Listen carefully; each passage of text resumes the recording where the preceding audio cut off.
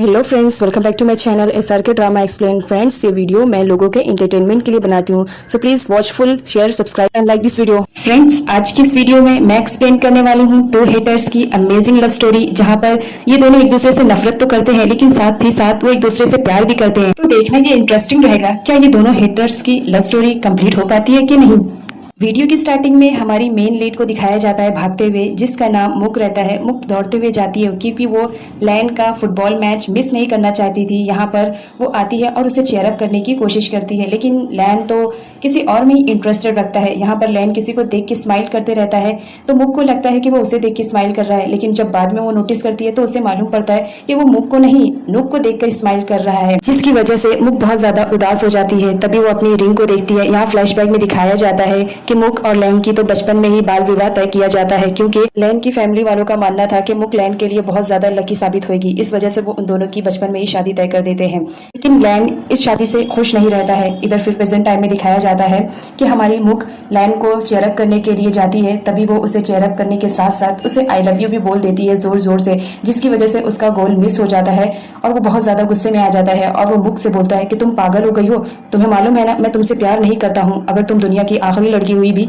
तो भी मैं तुमसे कभी शादी नहीं करूंगा, मैं तुमसे कभी प्यार नहीं कर सकता हूँ, आई हेट यू। जिस पर मुक बहुत ज्यादा उदास हो जाती है और वहां से चली जाती है। यहाँ पर कुछ सालों का लीप दिखाया जाता है, जहाँ पर मुक और लैन दोनों बड़े हो चुके हैं। यहाँ पर दिखाया जाता है कि लैन अपने फ्रेंड रुत के साथ एक जगह जाता है, जहाँ पर उसे एक बहुत ही अच्छी और खूबसूरत लड़की डीजे बजाते हुए दिखती है। तो वो सोचता है कि मैं जाऊँ इससे फ्लर्ट करूँ, क्योंकि वो बहुत ज्यादा खूबसूरत दिखाई देती है। यहाँ पर दिखाया जाता है कि रुत को भी मुक बहुत ज्यादा पसंद रहती है। वो डीजे वाली लड़की कोई और नहीं, हमारी मुक रहती है, जो कि अब बड़ी हो चुकी है। लैन को ये नहीं मालूम रहता है कि ये लड़की मुक ही है, क्योंकि वो लोग काफी दिनों से दूर दूर रहते थे। यहाँ पर लैन फ्लर्ट करने की कोशिश करता है मुक से, तो मुक बोलती है तुम मुझसे फ्लर्ट करने की कोशिश कर रहे हो। तो लैन बोलता है हाँ, फ्लर्ट करने की कोशिश कर रहा हूँ। तभी मुक उसके ईयर पे एक बाइट करती है और जोर से चिल्लाने लगती है कि ये मेरे साथ छेड़छाड़ कर रहा है। तभी वहां पर उसका फ्रेंड रुत आ जाता है। मुक इतनी जोर से चिल्लाती है कि वहां पे गार्ड्स आ जाते हैं। उसका पीए गार्ड्स को बोलता है कि इन लोग को पकड़ो, वो पकड़ने ही वाले रहते हैं। तभी लैन और रुत दोनों वहां से भाग जाते हैं। वो दोनों भागते ही रहते हैं, लेकिन गार्ड्स उन लोग का पीछा नहीं छोड़ते हैं। तभी लैन के दिमाग में एक आइडिया आता है। वो बोलता है कि हम लोगों को अलग अलग डायरेक्शन में भागना चाहिए ताकि गार्ड कंफ्यूज हो जाए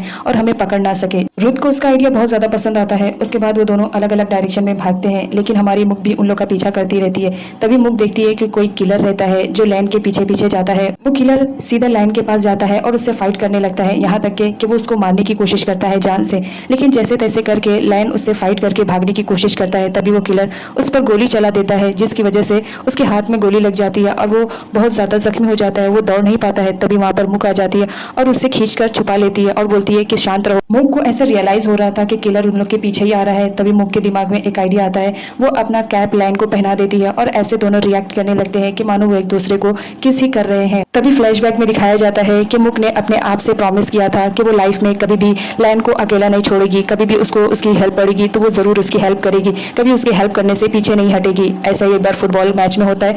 वो जख्मी हो जाता है तो हमारी मुक उसे अपनी गोद में ही उठाकर लेकर जाती है और उसका ट्रीटमेंट करती है, लेकिन हमारे लैन को तो बिल्कुल भी ये सारी चीजें पसंद नहीं आती। प्रेजेंट टाइम में दिखाया जाता है कि जब वो किलर चला जाता है तो मुक उसके हाथों की चोट को देखती है और बोलती है जख्म ज्यादा गहरा नहीं है, बस थोड़ा सा ट्रीटमेंट करोगे तो अच्छा हो जाएगा। यहाँ पर लैन को गलतफहमी हो जाती है कि ये अटैक कोई और नहीं बल्कि मुक करा रही है। तो मुक उसे बोलती है कि देखो मैं ये अटैक नहीं कराई हूँ। वो अपनी सफाइयां पेश करती है, लेकिन लैन तो मानने के लिए नहीं रहता है, जिस पर वो उसे एक जोरदार किक मार के वहां से जाने लगती है। लेकिन उसे बाद में याद आता है कि उसकी कैप तो उसी के पास रह गई है, तो वो अपनी कैप रिटर्न लेने के लिए जाती है, लेकिन लैन को ऐसा लगता है कि वो दोबारा उसे हिट करने के लिए आ रही है। वो डर जाता है, लेकिन मुक अपनी कैप लेकर वहां से रिटर्न चली जाती है। लेकिन लैन को यही लगता है कि मुझ पर जो अटैक हुआ है ये इसी ने ही करवाया है, क्योंकि इसी ने ही बॉडीगार्ड को बोला था कि मेरा पीछा करने के लिए। इधर लैन का फ्रेंड उसे मिल जाता है और उसे हॉस्पिटल लेकर जाता है, लेकिन मुक पीछे से देखती रहती है क्योंकि उसे लैन की बहुत ज्यादा फिक्र रहती है। यहाँ पर दिखाया जाता है कि मुक का पीए भी उसका पीछा करते करते वहां पर आ चुका था। वो उसका बहुत ही अच्छा बेस्ट फ्रेंड रहता है, तो उसे सब चीजें मालूम रहती है मुक के रिलेटेड। तो वो पूछता है कि क्या तुम मुझसे अभी भी प्यार करती हो, जिसने तुम्हें इतने सारे प्रॉब्लम्स दिए। जिस पर हमारी मुक बोलती है कि नहीं, ऐसा कुछ भी नहीं है, मुझे उससे प्यार नहीं है, मैं कभी भी उससे प्यार नहीं कर सकती क्योंकि वो मुझसे बहुत ज्यादा नफरत करता है। जिस पर उसका पीए बोलता है तुम सही कर रही हो, जो तुमसे नफरत करे तुम भी उससे नफरत करो। तभी मुक फ्लैशबैक में सोचती है कि एक वक्त था जब मैं लैन से बहुत ज्यादा प्यार करती थी, लेकिन लैन को मेरी कदर नहीं थी, वो तो किसी और से प्यार करता था। यहाँ पर बताया जाता है कि लैन अपनी ही स्कूल में एक क्लासमेट से प्यार करता है जिसका नाम निक रहता है। जब ये बात मुक को पता चलती है तो वो अपना रिलेशनशिप वहां से तोड़ देती है। उसके बाद यहाँ पर दिखाया दिखाया जाता है प्रेजेंट टाइम में कि लैन अपने फ्रेंड रुथ से बात करता है और उससे बताता है कि मुझे लग रहा है ये जो मुझ पर अटैक हुआ है ये किसी और ने नहीं बल्कि उसी लड़की ने ही करवाया है, क्योंकि लैन को अभी ये नहीं मालूम रहता है कि वो लड़की मुक है, इस वजह से उसे लगता है कि वो अटैक उसी ने ही करवाया है। इधर मुक को दिखाया जाता है जो कि अपने घर पर आ चुकी हुई होती है, वो रात का खाना तैयार करती है, तभी उसे लैन की फिक्र होती है तो वो लैन की आईडी चेक करती है जहाँ पर लैन ने अपनी बहुत सारी वीडियो को पोस्ट करके रखा था। वो वीडियो देखती है तभी उसके डैड का कॉल आ जाता है जो उससे बोलते हैं कि तुम वापस घर आ जाओ और जो तुम डीजे वजे बजाती हो वो भी छोड़ दो, जिस पर मुक नहीं मानती है, बोलती है नहीं ये मेरा ड्रीम है, मैं इसे पूरा करना चाहती हूँ और मैं अभी घर नहीं आ सकती हूँ, मैं बाद में आऊंगी। नेक्स्ट डे दिखाया जाता है कि हमारी मुक जाती है शॉपिंग करने के लिए, वो शॉपिंग बहुत सारी करती है अपनी पीए के साथ और उसके फ्रेंड्स भी रहते हैं, तभी उसे कॉल आता है जहाँ बताया जाता है कि उसके डैड की हालत बहुत ज़्यादा ख़राब हो चुकी है, वो हॉस्पिटल में एडमिट है, जिसे सुनकर मुक फ़ौरन वहाँ से दौड़ी दौड़ी जाती है। वहीं पर हमारा लैन भी रहता है, वो उसे देख लेता है और उसका पीछा करने लगता है कि आज तो मैं इसको नहीं छोड़ूंगा क्योंकि ये वही लड़की है जिसने मुझ पर अटैक करवाया है। नेक्स्ट सीन में दिखाया जाता है मुक हॉस्पिटल में पहुंच चुकी थी जहां पर उसकी मॉम और उसकी सिस्टर पिट दोनों बहुत ज़्यादा रोते हैं इस वजह से कि उसकी डैड की कंडीशन बहुत ज़्यादा ख़राब हो गई है, उन्हें अटैक आया था और अटैक आने के चक्कर में वो नीचे ज़मीन पर गिर जाते हैं जिनकी वजह से उसके डैड के सर पर चोट लग जाती है। डॉक्टरों का कहना था कि अभी उन्हें होश में आना नामुमकिन है क्योंकि उनकी कंडीशन ऐसी नहीं है कि उन्हें होश में लाया जा सके। ये बात सुनते ही तो सारे घर वाले परेशान हो जाते हैं इतना ज़्यादा कि वो लोग रोते पीटते हैं कि हमारे डैड को ये क्या हो गया है। नेक्स्ट डे दिखाया जाता है कि लैन अपने घर पर ही रहती है, तभी वहाँ पर देखती है कि एक नोटिस आ चुका है क्योंकि उसके डैड ने बहुत सारे कर्ज लेकर रखे हुए थे तो वो कर्ज पूरे नहीं कर पाते हैं जिसकी वजह से उन्हें घर खाली करने का ऑर्डर आता है। मुक बहुत ज़्यादा सोच में पड़ जाती है कि अब वो क्या करे, एक तो उसके डैड की हालत सीरियस थी, एक प्रॉब्लम उसके पास थी ही थी और साथ ही दूसरी भी आ गई। इधर हमारे लैन को दिखाया जाता है जो अपने घर पर आ चुका था, उसके डैड आते हैं और उसे देखते हैं और बोलते हैं चलो तुम इस बार भी पिट कर आए हो। वो उसे एक नाकारा और निठल्ला बेटा समझते थे, वो समझते थे कि ये सिर्फ और सिर्फ मुझे परेशान करने के लिए ही मेरे घर पैदा हुआ है। उसे बहुत ज्यादा चिल्लाते हैं कि तुम कहाँ से पिट कर आए हो, अब कौन सा काम कर दिया है जो अपनी शक्ल भी दिखाने के लायक नहीं हो। लेकिन उसकी मॉम हर माँ की तरह अपने बेटे को सपोर्ट करती है और यहाँ तक कि वो अपने हस्बैंड से भी लड़ पड़ती है कि ये मेरा बेटा है, मेरे बेटे को कुछ भी कहने की जरूरत नहीं है, मुझे मालूम है मेरा बेटा कितना होनहार है। लेकिन उसके डैड रहते हैं कि मानने के लिए रेडी ही नहीं रहते हैं और उससे झगड़ा करते हैं। मॉम डैड की दोनों के झगड़े में बेटा अपना हंसते रहता है। तभी वहाँ पर दिखाया जाता है कि उसकी बहन लैक अपने हस्बैंड के साथ आई हुई रहती है। लैक घर का सारा बिजनेस संभालती है, इसलिए वो चाहती है कि डैड के बाद ये बिजनेस मेरा हो जाए, इसलिए वो लैन से बहुत ज्यादा नफरत करती है। लैन अपने रूम में रेस्ट करने के लिए जाता है, तभी वो बेहोश हो जाता है क्योंकि उस फाइटर से वो बहुत ज्यादा लड़ा था जिसकी वजह से उसकी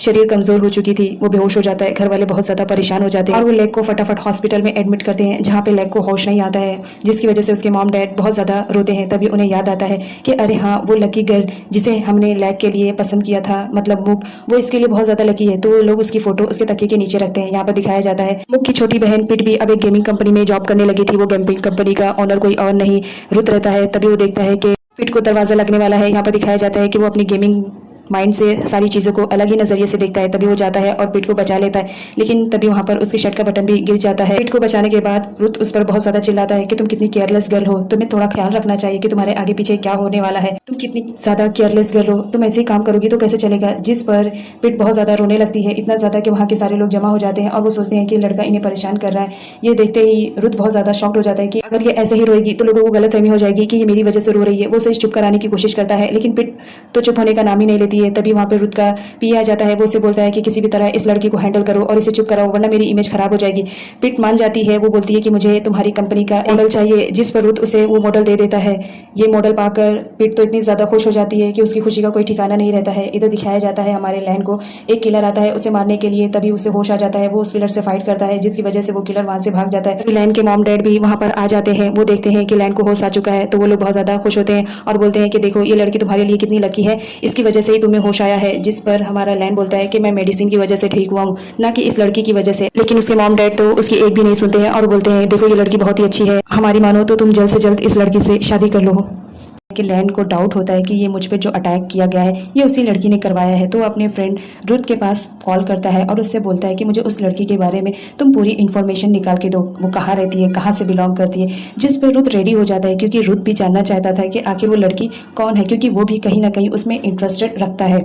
तो वो उसकी पूरी हिस्ट्री और ज्योग्राफी निकाल के जो भी रहता है वो लैन के पास सेंड करता है और साथ ही साथ वो ये भी बताता है कि इस वक्त वो ऑनलाइन चीज़ों को सेल कर रही है। तो लैन भी उसकी वीडियो को देखने लगता है जहाँ पर हमारी मुख ऑनलाइन चीज़ों को सेल करती रहती है क्योंकि उसे पैसों की बहुत ज़्यादा ज़रूरत रहती है। वो अपने घर को बचाना चाहती है। लैन उसकी ऑनलाइन वीडियो देखकर उस पर कमेंट करने लगता है और उससे बहुत ज़्यादा परेशान करने लगता है, जिस पर मुख बहुत ज़्यादा गुस्सा हो जाती है। फिर क्या, मुख भी हमारी बहुत ज़्यादा शातिर दिमाग की रहती है। वो फटाफट उसकी आईडी को अपने फ्रेंड्स से शेयर कर देती है और बोलती है कि देखो फ्रेंड्स, इस आईडी का नाम का बंदा मुझे बहुत ज़्यादा परेशान कर रहा है, प्लीज़ मेरी हेल्प करो। जिस पर लोग इतने ज़्यादा कमेंट करते हैं कि ना चाहते हुए भी लाइन को ऑफलाइन होना पड़ता है। उसके बाद वो बहुत ज़्यादा गुस्सा हो जाता है इस बात पे कि लाइन ने उसे ब्लॉक कर दिया था। इधर दिखाया जाता है रुथ और लाइन दोनों प्लान बना के वापस से उसी जगह पर आए हुए रहते हैं जहाँ पर मुख हमारी जॉब करती है डीजे का। वो लोग प्लान बनाकर आए हुए रहते हैं मुख से बात करने के लिए कि वो किस तरह सच्चाई उगलेगी। उन लोगों ने प्लान बनाया था कि अगर हमें उसे सच्चाई मालूम करना है तो उसे सबसे पहले नशे में करना पड़ेगा। ये प्लान किसी और का नहीं बल्कि रुथ का रहता है। वो जानना चाहता है सच्चाई कि क्या सच में वो लड़की ही है जो लाइन के ऊपर अटैक्स करवा रही है। फिर क्या, वो लोग शर्त रखते हैं क्योंकि उन लोग को मालूम रहता है कि इस वक्त मुख को पैसे की बहुत ज्यादा जरूरत है, तो वो उससे शर्त रखते हैं अगर तुमने इन सारे ड्रिंक को पी लिया तो तुम्हें जितने पैसे चाहिए हम लोग दे देंगे। यहाँ पर मुख को पैसे की बहुत ज्यादा जरूरत रहती है तो वो मना नहीं कर पाती है क्योंकि इस वक्त उसके डैड की भी कंडीशन ठीक नहीं रहती है, तो उसकी वजह से वो सारे ड्रिंक को पी लेती है। इन लोग को लगता है कि मुख को अभी नशा होगा, लेकिन मुख तो पीने के बाद भी उसे कुछ भी असर नहीं पड़ता है। पीने के बाद वो पैसे लेकर वहां से जाने लगती है। तभी उसके पीछे लाइन जाता है और उससे बोलता है कि देखो मुझे तुमसे कुछ बात करनी है, जिस पर हमारी मुख मना करती है कि मुझे किसी काम से घर जल्दी जाना है। तभी लाइन उसे बोलता है अगर तुमने मुझे अपना टाइम दिया तो याद रखो मैं तुम्हें मुंह मांगा इनाम दूंगा, तुम्हें जितने पैसे चाहिए मैं दूंगा। जिस पर हमारी मुख रेडी हो जाती है। तभी लाइन बोलता है मुझे मालूम है तुम जैसी लड़कियों को सिवाय पैसे के और कुछ भी नजर नहीं आता है। उसके बाद वो दोनों बात ही कर रहे थे तभी हमारी मुख को रियलाइज होता है कि कोई है जो लाइन को मारना चाहता है क्योंकि वो लेजर लाइट की रोशनी को देख लेती है। मुख समझ जाती है कि कोई है जो लाइन को मारना चाहता है। वो उससे पहले शूट करता कि हमारी मुख लाइन को बचा लेती है, जिसकी वजह से वो दोनों नीचे गिर जाते हैं और मुख के हाथ में चोट लग जाती है। वहीं पर उसका फ्रेंड रुथ भी रहता है। वो देख लेता है कि कोई है जिसने उस पर अटैक करने की कोशिश की है। वो फटाफट दौड़ते हुए जाता है कि मैं उस अटैकर को पकड़ूं, लेकिन वो वहां से भाग चुका था। वो इधर उधर देखने की कोशिश करता है लेकिन उसे वहां पर कोई नहीं दिखाई देता है। लाइन को फिर से गलतफहमी हो जाती है कि जब भी मैं तुम्हारे साथ रहता हूँ तभी मुझ पर अटैक होते हैं, इसका मतलब डर है कि ये सब तुम ही करवा रही हो। तभी वो उसकी चोट को देखता है और अपने कपड़े से उसे साफ करने लगता है। तभी फ्लैशबैक में दिखाया जाता है कि एक दिन मुख जल्दी जल्दी में सीढ़ियां उतरती है, तभी अचानक से वो गिर जाती है और उसके हाथ में चोट लग जाता है। लैन भी वहीं पर रहता है तो वो जाकर फटाफट मुख को उठाता है और उसकी चोट को देखता है और अपनी ही शर्ट से उसे क्लीन करता है। ये देखकर मुख को उस वक्त बहुत ज़्यादा प्यार आता है क्योंकि वो उससे प्यार करती थी, लेकिन अभी मुख अपने हाथ को छुड़ा लेती है और बोलती है इन सब चीज़ों की ज़रूरत नहीं है और वहाँ से चली जाती है। इधर दिखाया जाता है कि लैन के फैमिली वाले मुख के घर पर आए हुए रहते हैं लैन का रिश्ता लेकर। तभी मुख पूछती है कि क्या लैन इस शादी से खुश रहेगा, जिस पर उसकी फैमिली वाले बोलते हैं कि वो तो बहुत ज़्यादा हैप्पी है इस बात से कि वो तुमसे शादी करने वाला है। लेकिन सच्चाई तो मुख को मालूम थी। वो जानती थी कि लैन मुझे बिल्कुल भी पसंद नहीं कर सकता है क्योंकि वो मुझसे बहुत ज़्यादा नफरत करता है। तभी फ्लैशबैक में दिखाया जाता है कि जब मॉम डैड लैन से शादी की बात करने आए थे मुख के लिए तो वो फौरन ही मना कर देता है और कहता है कि मैं इस शादी के लिए कभी एग्री नहीं होऊंगा। उसके बाद फ्लैशबैक से प्रेजेंट में दिखाया जाता है। यहाँ पर मुख साफ इनकार कर देती है कि मैं लैन से शादी नहीं करूंगी, तो उसकी फैमिली वाले को गुस्सा आ जाता है और वो लोग बोलते हैं कि अगर तुमने लैन से शादी की तो याद रखना तुम्हारे घर का जो भी प्रॉब्लम है हम सॉर्ट आउट कर देंगे। फिर मुख की मॉम को दिखाया जाता है जो कि काम करती रहती है ताकि उनके घर में जो प्रॉब्लम है वो थोड़ा सा हल हो जाए। उनकी तबीयत अचानक से खराब हो जाती है जिसकी वजह से हमारी मुख बहुत ज़्यादा परेशान हो जाती है। वो डॉक्टर के पास जाती है जहाँ पता चलता है कि उसके डैड की भी तो हालत ख़राब है और उसकी मॉम की भी कंडीशन अब कुछ ठीक नहीं है। यहाँ तक कि उन लोग को घर खाली करने का भी ऑर्डर आ जाता है। अब मुख करे तो क्या करे। उसे याद आता है कि अगर मैं लैन से शादी कर लेती हूँ तो मेरे घर का जो भी प्रॉब्लम है उसकी फैमिली वाले सॉर्ट आउट कर देंगे क्योंकि लैन की फैमिली वाले बहुत रिच रहते हैं। इधर दिखाया जाता है रोज़ की तरह हमारी मुख अपनी जॉब पर आई हुई रहती है जहाँ पर लैन भी आया हुआ रहता है। लैन को अब सच्चाई मालूम पड़ गई थी कि ये लड़की कोई और नहीं मुख है जिससे मेरी इंगेजमेंट हुई थी। तो वो उससे बात करने के लिए उसे ज़बरदस्ती एक किनारे लेकर जाता है जहाँ बोलता है तुमने पैसों के लिए ये सब किया है ना। मुख मना करती है देखो मुझे पैसों की ज़रूरत है लेकिन मैं ये सारे काम नहीं करती हूँ, तुम्हें कुछ गलत फहमी हुई है, तुम्हें लग रहा है ये अटैक मैंने करवाया है बट मैंने नहीं करवाया है। जिस पर लैन मानता नहीं है तो ना चाहते हुए भी हमारी मुख को उसे हिट करना पड़ता है इस वजह से कि उसे लेट होता है जॉब पे जाने के लिए। तभी लैन उसे पकड़ लेता है और बोलता है मैं तुम्हें कहीं नहीं जाने दूंगा। यहाँ पर दोनों की एक स्वीट सी फाइटिंग होती है। उसके बाद मुख वहाँ से जाने की कोशिश करती है लेकिन लैन मना करता है कि मुझे पूरी सच्चाई जाने बगैर तुम यहाँ से नहीं जा सकती हो। मुख बोलती है देखो तुम्हें चाहे यकीन हो या ना हो मैंने ये अटैक्स नहीं करवाए हैं। तभी फ्लैशबैक में में दिखाया जाता है कि एक वक्त रहता है जहां मुक लैन को बहुत ज्यादा पसंद करती थी, लेकिन यहाँ पर पता चलता है उसे कि लैन तो किसी और लड़की को पसंद करता है। इस वजह से वो रिलेशनशिप को तोड़ देती है, क्योंकि लैन ने उसे साफ इनकार कर दिया था कि मैं तुमसे कभी प्यार नहीं करूंगा, तुम जानती हो तुम मेरी लाइफ की सबसे बड़ी गलती हो जो मैंने तुमसे एंगेजमेंट की। इस वजह से वो रिंग को निकाल देती है और प्रेजेंट टाइम में दिखाया जाता है कि वो रिंग उसके पास रहती है, क्योंकि वो कहीं ना कहीं अभी भी लैन को बहुत ज्यादा पसंद करती है, लेकिन साथ ही साथ उसे अपनी फैमिली की भी बहुत ज्यादा फिक्र रहती है। तो वो डिसाइड करती है कि वो लैन से शादी करेगी ताकि उसकी घर की कंडीशन थोड़ी ठीक हो जाए, क्योंकि उसके पेरेंट्स की भी अब तबीयत बहुत ज़्यादा ख़राब रहने लगी थी। इधर दिखाया जाता है कि लैन को भी मालूम पड़ जाता है कि उसकी मुक के साथ शादी होने वाली है, तो उसे भी ख्वाबों में मुक दिखाई देती है जो कि उससे रोमांस करने की कोशिश करती है, लेकिन लैन ही रहता है। वो उसे हटाता है और बोलता है कि मुझसे दूर हो जाओ, लेकिन मुक तो उससे चिपकने की कोशिश करती है, जिस पर लैन उसे बोलता है कि तुम जानती हो ना मैं तुम्हें कभी पसंद नहीं कर सकता, तो याद रखो मुझसे जितनी दूर रहोगी उतना ही अच्छा रहेगा। तभी उसकी नींद खुल जाती है और वो आसपास देखता है तो वहाँ पर मुक नहीं रहती है, तो उसे समझ में आता है थैंक गॉड ये तो सिर्फ एक सपना था, लेकिन हकीकत ना हो तो बेटर है। तो वो नीचे आता है तो देखकर शॉक्ड रहता है कि वहाँ पर मुक आई हुई रहती है, जो अनाउंस करती है कि वो लैन से शादी करने के लिए रेडी है। फैमिली वाले तो बहुत ज़्यादा खुश हो जाते हैं, लेकिन लैन तो बिल्कुल भी नहीं खुश होता है। वो बोलता है देखो मैं तुमसे शादी नहीं करना चाहता हूँ, तो तुम मेरे घर से जितनी जल्दी हो सके चले जाओ। लेकिन मुक के इकरार करने की वजह से उसकी फैमिली वाले उसे बहुत ज़्यादा सपोर्ट करते हैं और बोलते हैं देखो हमारा लड़का थोड़ा नाकारा और निकम्मा है, तुम्हें उसके साथ थोड़ी से सब्र से काम लेना पड़ेगा, क्योंकि हम जानते हैं ना हमारा बेटा कैसा है, तुम उससे शादी करके उस पर एहसान करो। जिस पर लैन बोलता है देखो तुम मुझ पर एहसान मत करो, एहसान करना है तो जितनी जल्दी हो सके मेरे घर से निकल जाओ, क्योंकि तुम जानती हो मैं तुमसे बिल्कुल भी शादी नहीं करना चाहता हूँ। यहाँ पर मुक बोलती है कि कुछ भी हो जाए मैं तो तुमसे शादी करके रहूंगी, क्योंकि ये मेरी फैमिली का मैटर है, तुम्हारा नहीं। यहाँ दिखाया जाता है कि पीट बहुत ज्यादा ऑफिस में काम करती है, जिसकी वजह से वो थक जाती है और वो पास ही में बैठे बैठे सोती रहती है। तभी वहां पर रुत आता है अपनी सिक्योरिटी से बात करते हुए ऑफिस के रिलेटेड। तभी वो देखता है कि पीट सो रही है और वो जस्ट गिरने ही वाली है, तो वो उससे जाता है और अपना कंधा देता है ताकि वो गिरने ना पाए। और साथ ही साथ ये भी बोलता है कि ये कैसी लड़की है, इसकी आदतें कैसी है, मुझे तो बिल्कुल समझ में नहीं आता है। कभी एक मॉडल पे खुश हो जाती है और कभी कहीं पे सोने लगती है। खैर कोई बात नहीं, मुझे तो काम है, मैं यहाँ से जाने वाला हूँ। तो वो उसे एक साइड में सुलाकर जाने लगता है, क्योंकि उसे इमरजेंसी में लैन ने बुलाया था मिलने के लिए, तो रुत लैन से मिलने के लिए जाता है। वो दोनों वहां पर आए हुए रहते हैं जहां पर मुक जॉब करती है, क्योंकि यहाँ पर तो हमारे लैन को मालूम पड़ जाता है कि ये लड़की कोई और नहीं मुक है, तो उसे लालची समझता है और उसे शादी ना करने के लिए कहने के लिए आता है। तभी लैन देखकर शॉक्ड हो जाता है कि वहां पर तो नेक भी आई हुई रहती है, जिससे वो बहुत ज्यादा प्यार करता था। तभी लैन पास्ट का सीन सोचता है जब वो नेक को प्रपोज करने के लिए रोज लेकर जाता है, जहां पर नेक उसकी इंसल्ट करती है और साथ ही साथ उसे ये भी बोलती है कि वो तो सिर्फ टाइम पास के लिए, मैं उससे कभी प्यार नहीं कर सकती हूँ, ऐसे लड़के तो मेरे लिए आगे पीछे घूमते हैं, तो इसका मतलब क्या मैं हर किसी से लव यू बोलते रहूं। ये बात सुनकर लैन को बहुत ज्यादा बुरा लगता है। वो देख लेती है कि लैन ने मेरी बात सुन ली है,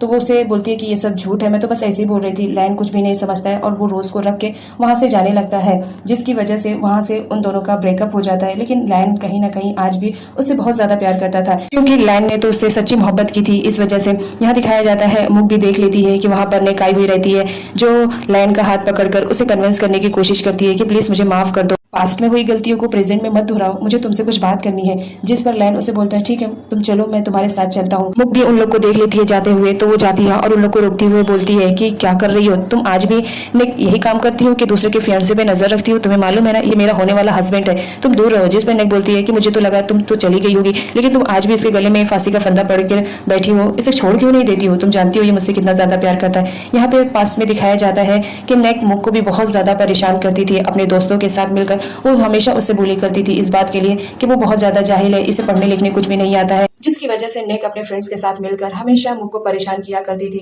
कभी उसके सर पे दूध डाल देती थी, कभी अंडे फोड़ कर डाल देती थी, इतना ज्यादा परेशान करती थी कि उस वक्त मुक बहुत ज्यादा परेशान हो जाया करती थी। इधर प्रेजेंट में दिखाया जाता है कि मुक अब पुरानी वाली मुक नहीं रह गई है, तो वो नेक को मुंह तोड़ जवाब देती है, जिस पर लैन मुक को समझाने की कोशिश करता है कि तुम इस तरह इससे बात नहीं कर सकती हो। वो नहीं मानती है, तो वो उसे जबरदस्ती अपनी कार में बैठाता है और बोलता है चलो मेरे साथ, मुझे तुमसे कुछ बात करनी है।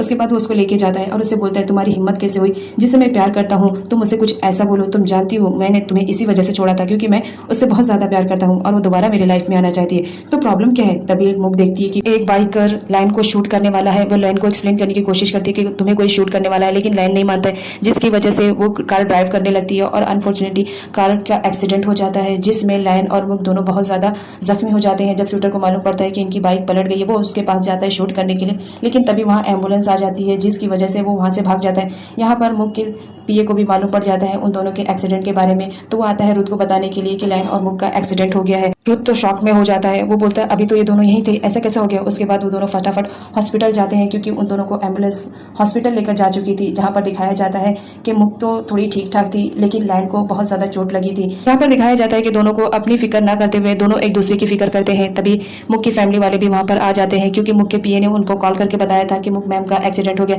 लेकिन यहाँ पर दिखाया जाता है कि मुक की कंडीशन ठीक रहती है, जिसकी वजह से वो गॉड को थैंक्स बोलते हैं। फिर देखकर शॉक्ड हो जाती है कि वहाँ पे रुत भी आया हुआ रहता है, तो वो पूछती है कि तुम यहाँ पर क्यों आए हो, जिससे वो बताता है कि मेरा फ्रेंड लाइन है, उसका एक्सीडेंट हो गया है, उसे मिलने के लिए आया हूँ। तभी यहाँ पे उन दोनों की कंफ्यूजन दूर हो जाती है। वो बताती है कि मैं मुक की सिस्टर हूँ और रुत बताता है कि मैं लाइन का बेस्ट फ्रेंड हूँ और मैं तुम्हारी बहन को भी अच्छे से जानता हूँ। मुक की कंडीशन थोड़ी ठीक थी तो वो जाती है लाइन के पास उसकी तबीयत पूछने के लिए, लेकिन लाइन तो उसी पे बिगड़ जाता है कि ये सब कुछ जो भी हो रहा है तुम्हारी वजह से और लोगों को पता नहीं क्यों नहीं दिखाई देता है, तुम मेरे लिए अनलकी गर्ल हो, लेकिन सारे लोग यही मानते हैं कि तुम मेरे लिए लकी गर्ल हो। यहाँ पर मुक उसको इग्नोर करते हुए बस उसकी तबीयत का पूछती है। तभी वहाँ पर दिखाया जाता है कि लाइन के फैमिली वालों को भी मालूम पड़ जाता है कि लाइन का एक्सीडेंट हो चुका है, तो वो लोग उससे मिलने के लिए आते हैं, जहाँ पर लाइन की गर्लफ्रेंड भी आई हुई रहती है। उसके मॉम डैड का कहना था देखो तुम जितनी जल्दी हो सके मुक से शादी कर लो, अगर तुम उससे शादी कर लोगे तो ये जो तुम पे बलाएं आ रही है वो दूर हो जाएंगी। जिस पर लाइन बोलता है देखिए मैं इससे शादी नहीं करने वाला हूँ क्योंकि मैं किसी और से प्यार करता हूँ। ये बात सुनते ही वहाँ के सारे लोग शॉक्ड हो जाते हैं और बोलते हैं तुम किसी और से प्यार करते हो, कौन है वो, क्या वो यहाँ पर है। जिस पर लाइन बोलता है कि हाँ वो यहीं पर मौजूद है।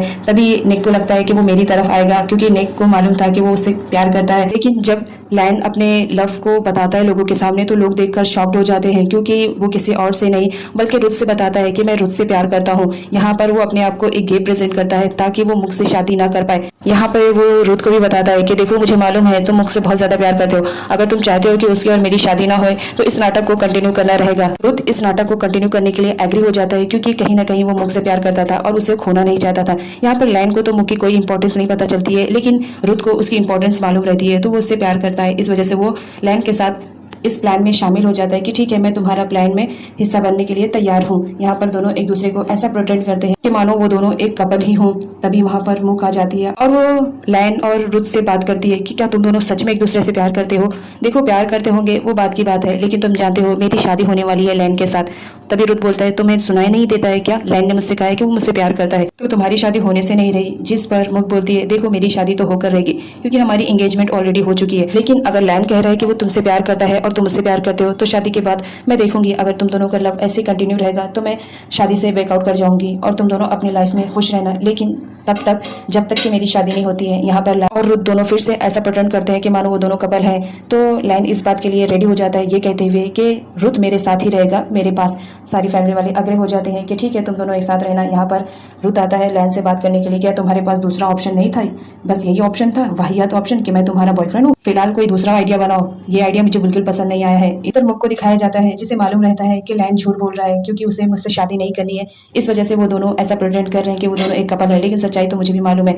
यहाँ पर मुक की छोटी बहन पीट आती है और वो अपनी बहन को इमोशनली बोलती है कि देखो अगर वो दोनों एक दूसरे से प्यार करते हैं तो आपको उन दोनों के लाइफ से हट जाना चाहिए ताकि वो दोनों अपनी लाइफ को अच्छे से गुजार सके। लेकिन मुक बोलती है तुम अभी छोटी हो, तुम्हें कुछ मालूम नहीं है, तो तुम दूर रहो। यहाँ पर दिखाया जाता है कि मुक को भी ये बात सुनकर बहुत ज्यादा शॉक लगता है, तो वो गूगल पे सर्च करती है कि क्या ये बात सच है जो लाइन ने कहा है कि वो एक गे है, अगर ऐसा है तो मुझे उससे छोड़ना पड़ेगा। लेकिन वो सर्च करती है, उसे कोई भी ऐसी इन्फॉर्मेशन नहीं मिलता है जिससे पता चले कि लाइन गे है। यहाँ पर दिखाया जाता है कि वो किसी लड़के से चैट कर रही है क्योंकि वो किसी और से प्यार करती है। वो तो सिर्फ लाइन से इस वजह से आई थी मिलने के लिए ताकि वो उसकी लाइफ में दोबारा आ सके, क्योंकि वो लाइन की प्रॉपर्टी हासिल करना चाहती थी, इस वजह से वो लाइन की लाइफ में दोबारा आना चाहती है।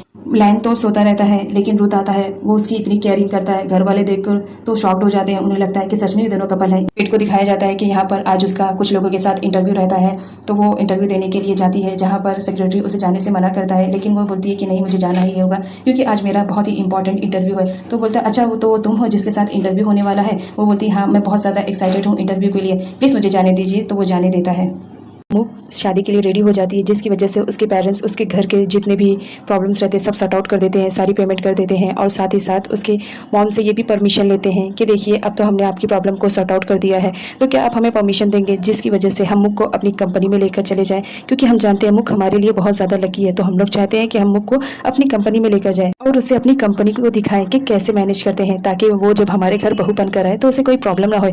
जिस पर उसकी मॉम बोल देते हैं ठीक है ये आपकी होने वाली बहू है, जैसी आपकी मर्जी, आप आप इसे ले जा सकते हैं। उसकी मॉम से परमिशन मिल जाती है। नेक्स्ट डे लैन के मॉम डैड मुक को अपनी कंपनी में लेकर जाते हैं और वहाँ के लोगों से इंट्रोड्यूस करवाते हैं। तभी वहाँ पर लैक आ जाती है और वो देख लेती है कि मुक कंपनी में आई हुई है, तो वो अपने डैड के पास जाती है और अपने डैड को सजेस्ट करती है कि देखिए किसी भी न्यू पर्सन पर हमें इतना ट्रस्ट नहीं करना चाहिए जितना कि आप कर रहे हैं। ये कंपनी मैंने मैनेज किया, आई नो इसे इस्टेब्लिश आपने किया है, बट मेरा भी तो इसमें हक बनता है कि मैं भी कुछ फैसले ले सकूं, और मैं यही चाहूंगी कि मुक इस कंपनी में ना काम करे तो बेटर रहेगा। आफ्टर ऑल ये अभी हमारे घर की बहू नहीं बनी है। जिस पर उसके डैड बोलते हैं कि ये मेरा डिसीजन है, चाहे तुम्हारी मर्जी हो या ना हो, मुक यहीं पर काम करेगी।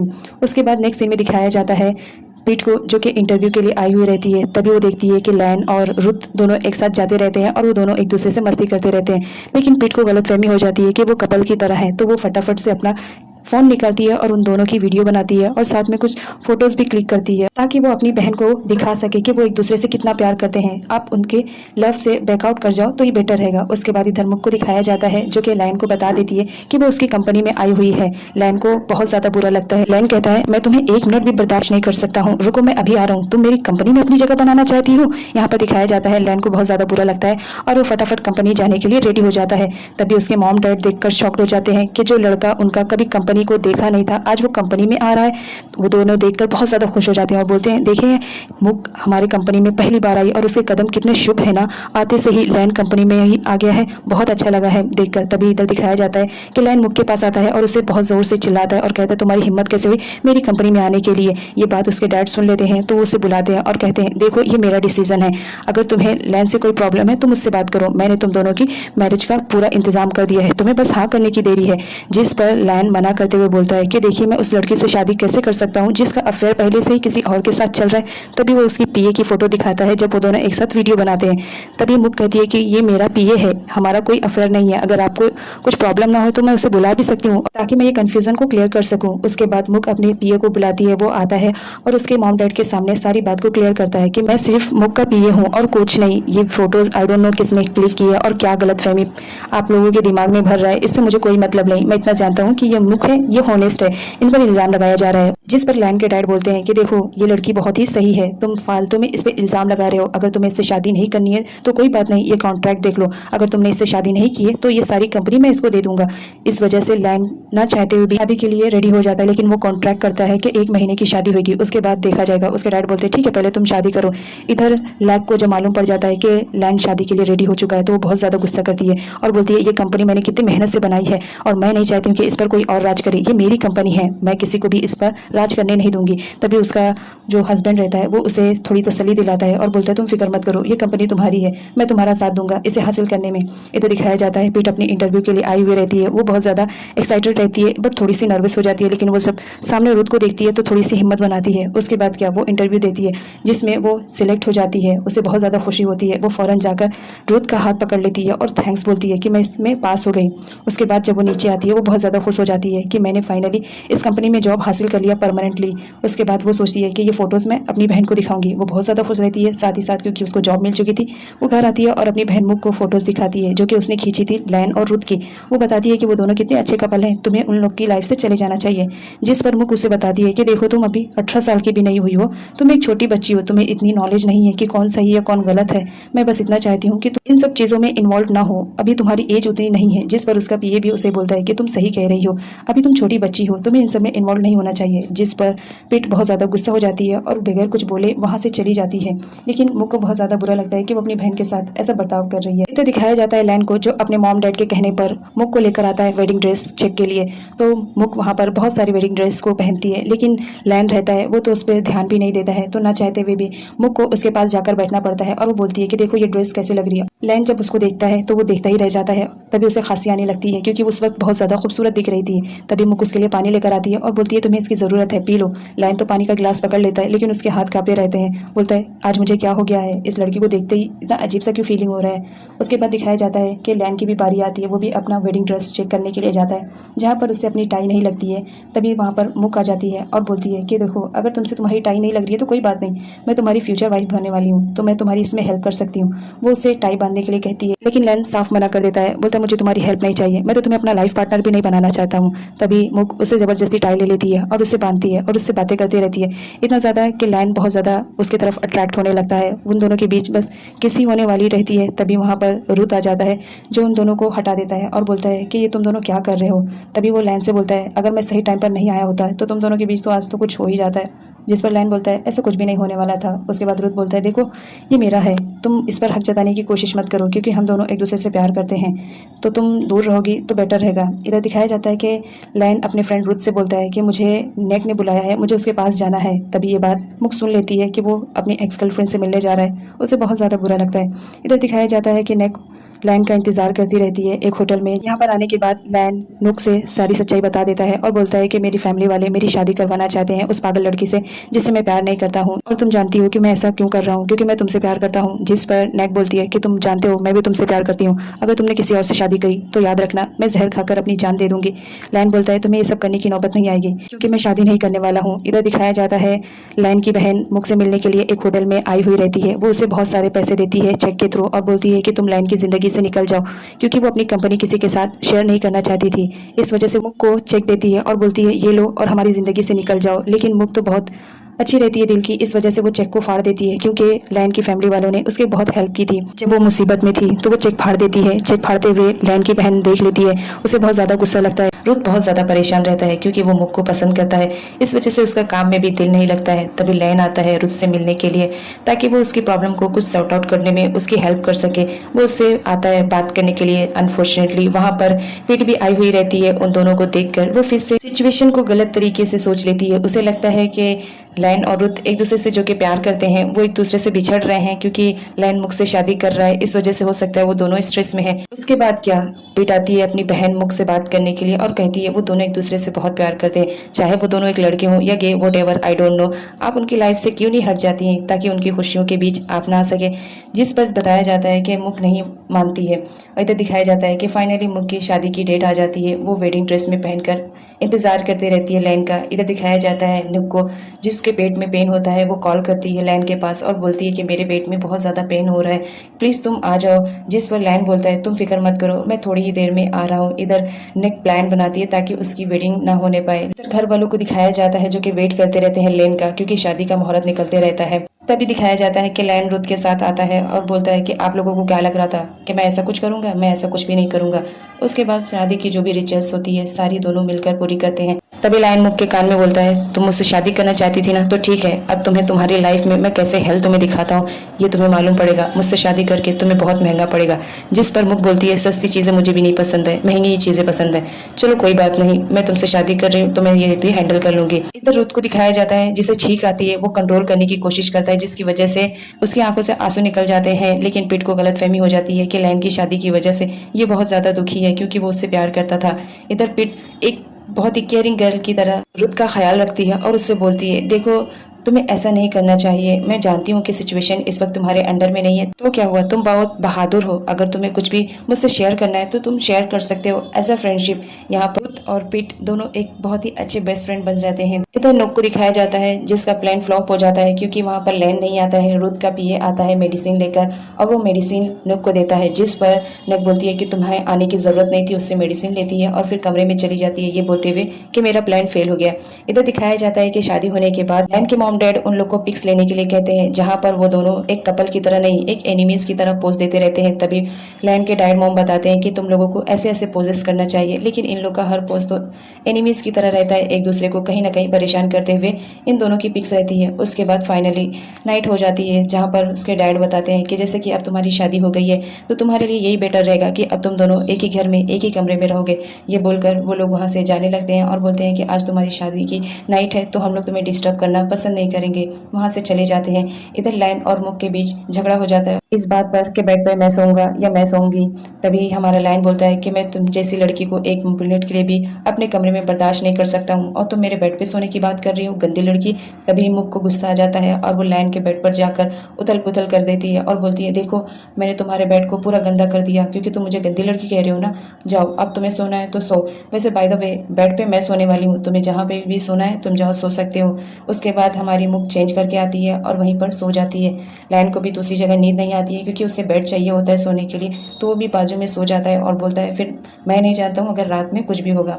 उसके बाद नाइट का सीन दिखाया जाता है। मुख तो कराटे चैंपियन रहती है, वो बार बार लैन के पास जाती है, चिपक जाती है और उसके ऊपर कभी अपना हाथ रखती है, कभी पैर रखती है, जिसकी वजह से लैन की नींद खराब हो जाती है। वो गुस्से में आकर मुख को चद्दर में लपेट कर पैर से नीचे कर देता है और बोलता है ये बेड मेरा है, ये सिर्फ मेरा अकेला रहेगा, जाओ नीचे सो।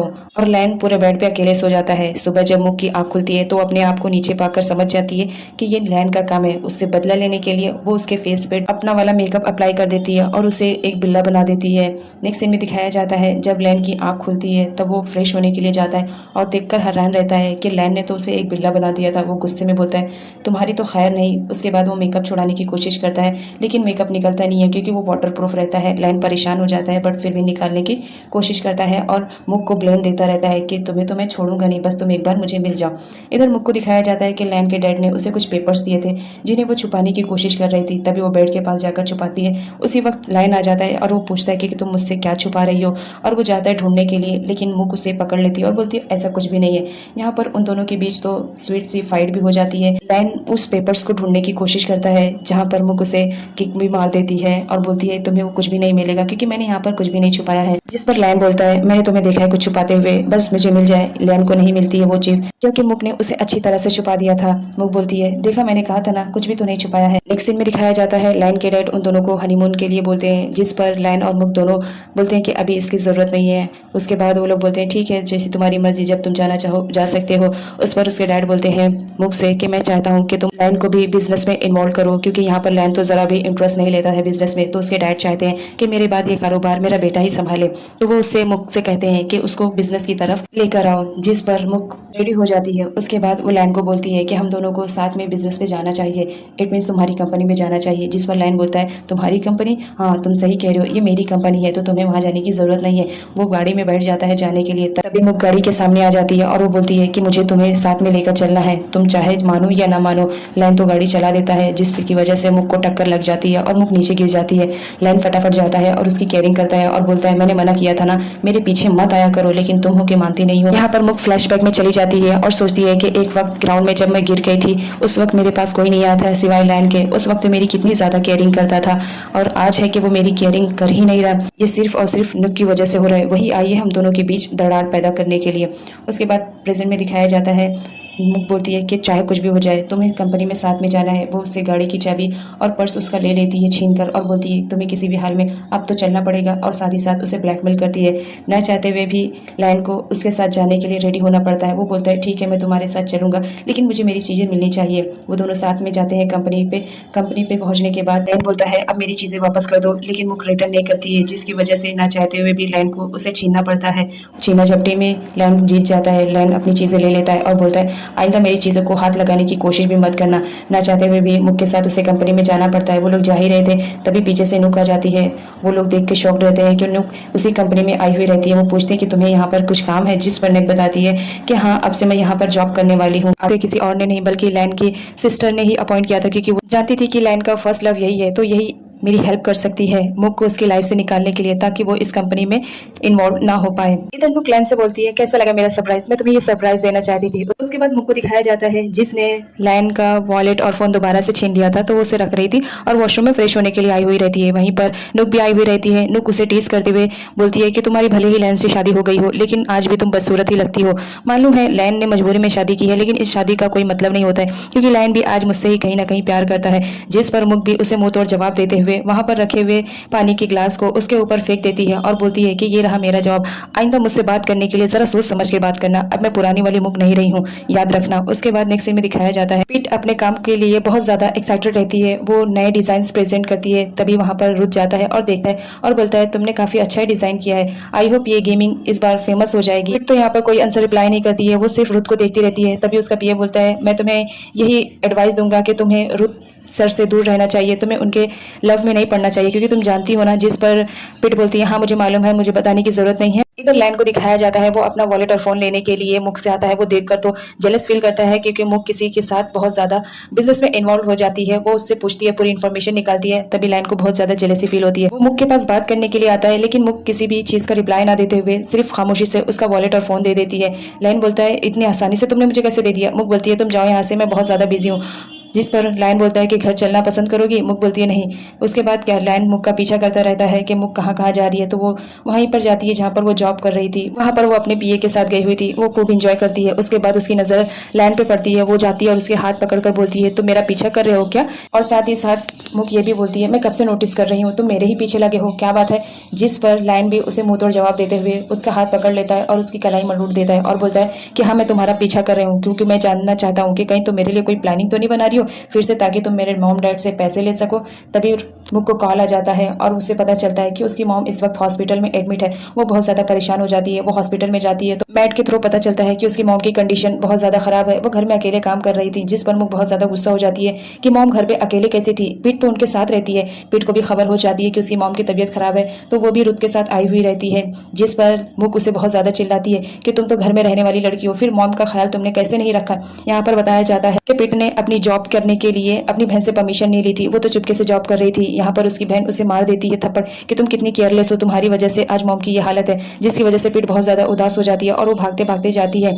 रुत भी उसके पीछे जाता है। अनफॉर्चुनेटली पीट का एक्सीडेंट होने ही वाला रहता है, लेकिन रुत आकर उसे किसी तरह बचा लेता है, जिसकी वजह से रुत के हाथ में चोट लग जाती है बचाने की वजह से। उसके बाद रुत पीट को बहुत ज्यादा चिल्लाता है कि तुम कितनी केयरलेस लड़की हो, अगर तुम्हारा एक्सीडेंट हो जाता है और बाय द वे तुमने अपनी सिस्टर को अपनी जॉब के बारे में बताया ही नहीं, तो उसे कैसे मालूम पड़ेगा तुम क्या कर रही हो क्या नहीं? जिस पर पीट को रियलाइज होता है कि उसने गलत किया। इधर मुख को भी दिखाया जाता है, वो भी बहुत ज्यादा अपसेट रहती है कि उसने आज फर्स्ट टाइम अपनी बहन पर हाथ उठा दिया है। तभी लाइन आता है और उसे चिल्लाता है कि तुम तो ऐसे ही करती हो, बगैर कुछ भी जाने बूझे तुम कुछ भी फैसला कर लेती हो, और आज तो तुमने हद ही कर दिया है, अपनी बहन तक को भी नहीं छोड़ा तुमने। तभी वहां पर पीट आती है और अपनी बहन से सॉरी बोलती है इस बात के लिए कि मुझे बता देना चाहिए था आपको कि मैं जॉब कर रही हूँ। वो भी यहाँ पर बड़ी बहन होने के नाते वो भी सॉरी बोलती है अपनी सिस्टर से। यहाँ पर दोनों के बीच फिर से पैचअप हो जाता है। लेकिन यहाँ दिखाया जाता है कि रुत जब पीट को बचा रहा था उस वक्त उसके हाथ में चोट लग जाती है, तो वो दर्द के मारे घर जा रहा था। तभी लाइन पीछे से हाथ रख देता है, जिस पर रुत बहुत ज्यादा दर्द से चिल्लाने लगता है। तो लाइन देखने की कोशिश करता है कि आखिर क्या बात है, तुम चिल्ला क्यों रहे हो? वो देखता है तो देखकर शॉक रहता है कि उसका हाथ तो पूरा जख्मी था, ब्लड निकल रहा था। लेकिन वहां पर तभी पीट और मुख आ जाते हैं। उन लोग को ऐसी कंडीशन में देख के वो लोग फिर गलत समझ बैठते हैं, जिस पर लाइन उन लोग की कंफ्यूजन को दूर करता है कि देखो रुत के हाथ में चोट लगी है उस वक्त जब पीट को बचा रहा था, तो बस मैं वही देख रहा हूँ। ये तो दिखाया जाता है कि मुख का जो पीए रहता है वो बोलता है कि लाइन तुम्हें छोड़कर अकेले ही चला गया, उसने तुम्हें घर भी नहीं ड्रॉप किया। तभी उसकी मैड बोलती है कि अगर मेरा हस्बैंड ऐसा करता तो सच में मैं सबसे पहले घर जाती और उसकी इतनी धुलाई करती कि वो भी क्या याद रखता कि अपनी वाइफ को अकेले छोड़कर आया है। वो लोग ऐसी ही बातें कर रहे थे। तभी वहां पर लाइन आ जाता है और वो बोलता है कि ओ अच्छा, तो तुम लोग के लिए मैं इतना बुरा हूँ, मेरे बारे में यही राय है तुम्हारी? उसके बाद वो लोग हंसते रहते हैं कि हम लोग तो बस यूं ही आपस में बात कर रहे थे। लाइन बोलता है बातें बनाने की जरूरत नहीं है, मुख चलना है तो चलो, अदरवाइज मैं यहाँ से चला जाऊंगा। मुख भी वहां से चली जाती है क्योंकि उसकी मॉम की कंडीशन अब थोड़ी ठीक हो चुकी थी।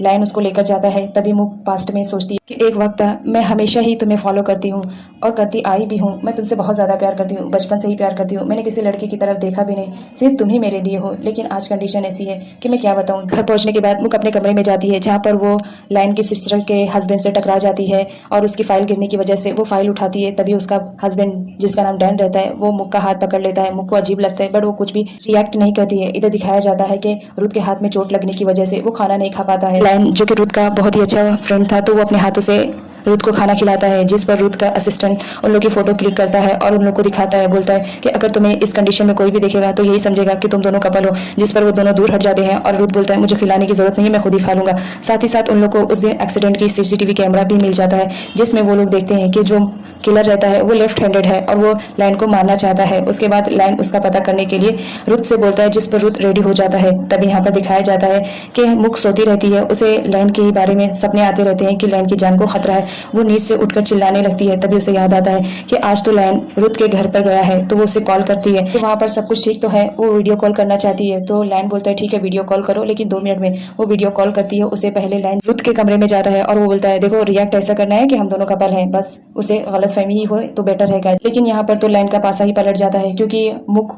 सीधा रुत से बात करती है और उससे बोलती है कि देखो लाइन का ख्याल रखना, उसे अपने से दूर मत करना। उसके बाद मुख रुत से बात करने लगती है तभी रुत बोलता है कि तुम्हें फिक्र करने की ज़रूरत नहीं है, लैन मेरे पास है, वो ठीक ठाक ही रहेगा। आफ्टर ऑल हम दोनों एक दूसरे से प्यार जो करते हैं, वो दोनों मीठी मीठी बातें करते हैं। लैन को ज़रा भी बर्दाश्त नहीं होता है, उसे बहुत ज़्यादा जेलसी फील होती है। वो फ़ौरन फ़ोन छीन लेता है और बोलता है चलो हम लोग जा रहे हैं सोने, हमें डिस्टर्ब मत करो, ओके। उसके बाद वो फ़ोन कट कर देता है और वो बोलता है इसे आज क्या हो गया, ये तुम्हारे पास मुझे रुकने के लिए कह रही है। रुत बोलता है चलो ड्रामा खत्म हुआ, अब तुम यहाँ से जा सकते हो। लैन नहीं जाता है तो रुत उसे पंच मारकर नीचे गिरा देता है और वो बोलता है ये मेरा कमरा है, तुम्हें मैंने दूसरा कमरा दिया है, जाओ वहाँ पर सो जाओ, मुझे डिस्टर्ब करने की ज़रूरत नहीं है। उसके बाद नेक्स्ट सीन में दिखाया जाता है कि मुक आती है रुत से बात करने के लिए और उससे परमिशन लेती है, क्योंकि लैन अब रुत के ही घर पे रहने लगा था तो वो परमिशन इस बात के लिए लेती है कि मैं भी तुम्हारे घर पे रहना चाहती हूँ अगर तुम्हारी परमिशन है, जिस पर रुत मना नहीं करता क्योंकि वो मुक से प्यार करता है, इस वजह से वो उसे परमिशन दे देता है। वो दोनों बातें कर रहे थे, लैन उन लोग की बातें सुनता है बट कुछ आवाज़ साफ नहीं आने की वजह से वो जाता है उन लोग के पास और बोलता है कि चलो हटो, अब बहुत ज़्यादा बात हो गया,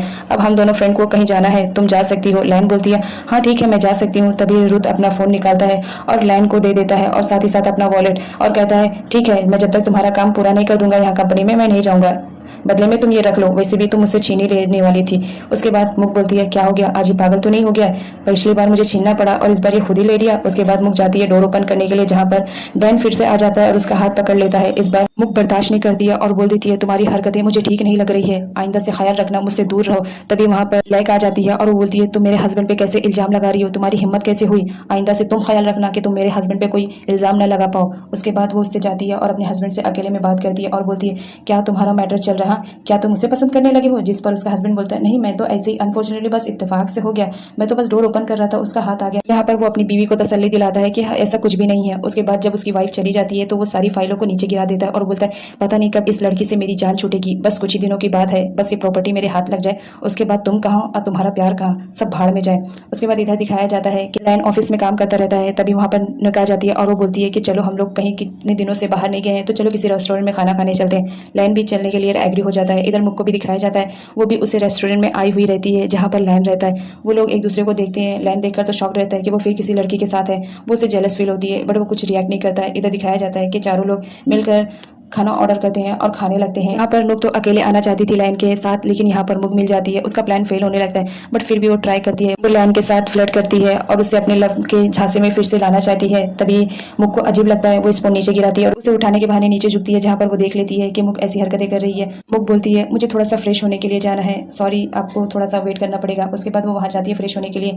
तभी वो नाटक कर लेती है कि उसे चक्कर आ रहा है और वो सीधा लैन के बाहों में गिर जाती है। लैन बोलता है क्या हुआ, तुम्हारी तबीयत ठीक है। मुक बोलती है बस चक्कर आ रहा है। तो लैन फटाफट उसे अपनी गोद में उठाता है और बाहर की तरफ भागता है, बोलता है चलो तुम्हें मैं डॉक्टर के पास दिखाऊंगा। जिस पर मुक हंसने लगती है। तभी लैन समझ जाता है कि मुक ने ये सब नाटक किया है। उसे मुक पे इतना ज्यादा गुस्सा आता है कि वो मुक को छोड़ देता है। मुक नीचे गिर जाती है लेकिन फिर भी उठती है और बोलती है कि तुम जितनी नफरत आज मुझसे करते हो ना, देखना इससे डबल तुम मुझसे मोहब्बत करोगे, मैं तुम्हें अपने प्यार में इस तरह गिरफ्तार कर लूंगी कि तुम भी क्या याद रखोगे।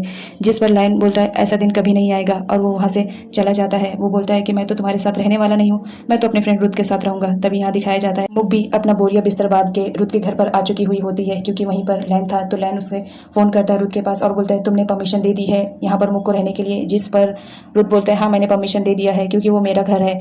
लैन मना नहीं कर पाता है। उसके बाद क्या मुक को उसे अंदर लेना पड़ता है। उसके बाद वो अंदर लेकर आता है, बोलती है ये मेरा सूटकेस है, तुम जाकर इसे मेरे कमरे में रख दो। जिस पर लैन को बहुत ज्यादा गुस्सा आता है और उसे बाहर फेंक देता है और बोलता है ये रही इसकी परफेक्ट जगह, जाओ अब तुम्हें जहाँ जाना है।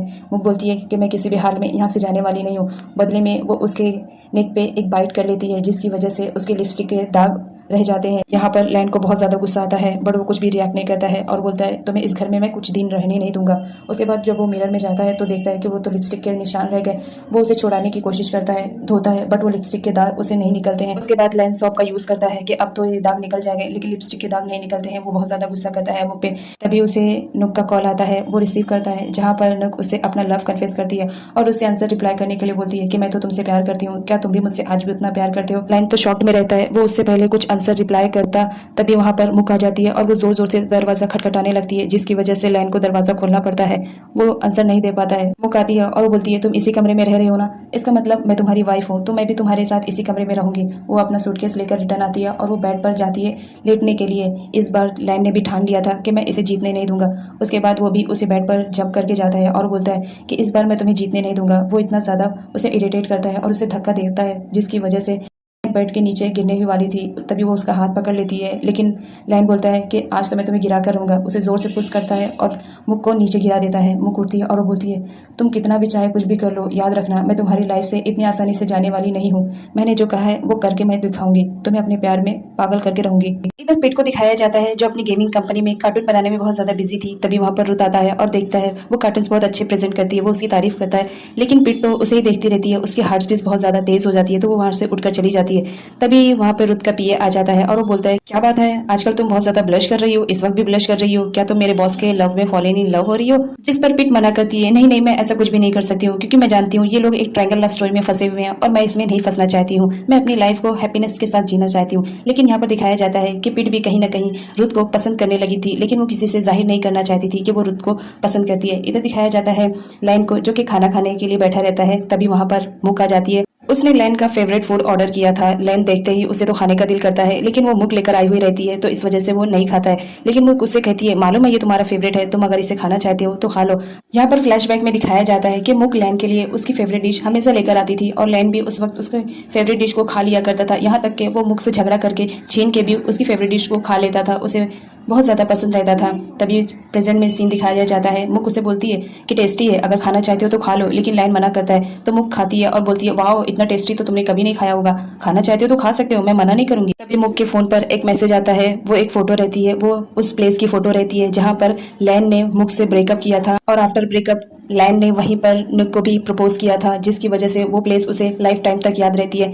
तभी वो चेक करती है, वो किसी और ने नहीं बल्कि नुक ने ही भेजा था, क्योंकि वो उसे टीज करना चाहती थी। नुक उससे बहुत बुरा भला बोलती है और बोलती है, तुम्हारी शादी जरूर हुई है, लेकिन याद रखना मैं लैन को हासिल कर लूंगी। और साथ ही साथ नुक ये भी बता देती है कि जो फोटो मैंने तुम्हारे फोन पर सेंड किया है, सेम वही फोटो मैंने लैन पर भी सेंड किया है। अब मैं उससे बात करने जा रही हूँ, अगर तुम मुझे रोक सकती हो तो रोक लो। यहाँ पर दिखाया जाता है कि लैन ने भी उस फोटो को देख लिया था। तभी नुक उसे कॉल करती है बात करने के लिए, वो उससे कॉल रिसीव ही कर रहा था। तभी वहाँ पर मुक आ जाती है और वो फ़ोन छीन लेती है और बोलती है, तुम बहुत ही घटिया लड़की हो, तुम्हें मालूम है ना ये मेरा हस्बैंड है, इस पर डोरे डालने बंद करो। उसके बाद वो फ़ोन कट कर देती है। उसको बहुत ज़्यादा बुरा लगता है कि इसने मेरी गर्लफ्रेंड से कैसे बात की है। उसके बाद वो उसे चिल्लाता है और साथ ही साथ उससे अपना फ़ोन छीनने लगता है, लेकिन मुक उसे फ़ोन नहीं देती है, जिसकी वजह से लैन उसे पानी में धक्का दे देता है। पानी में गिरने की वजह से मुक के पैर में चोट लग जाती है, जिसकी वजह से वो स्विमिंग नहीं कर पाती है और पानी में ही रह जाती है।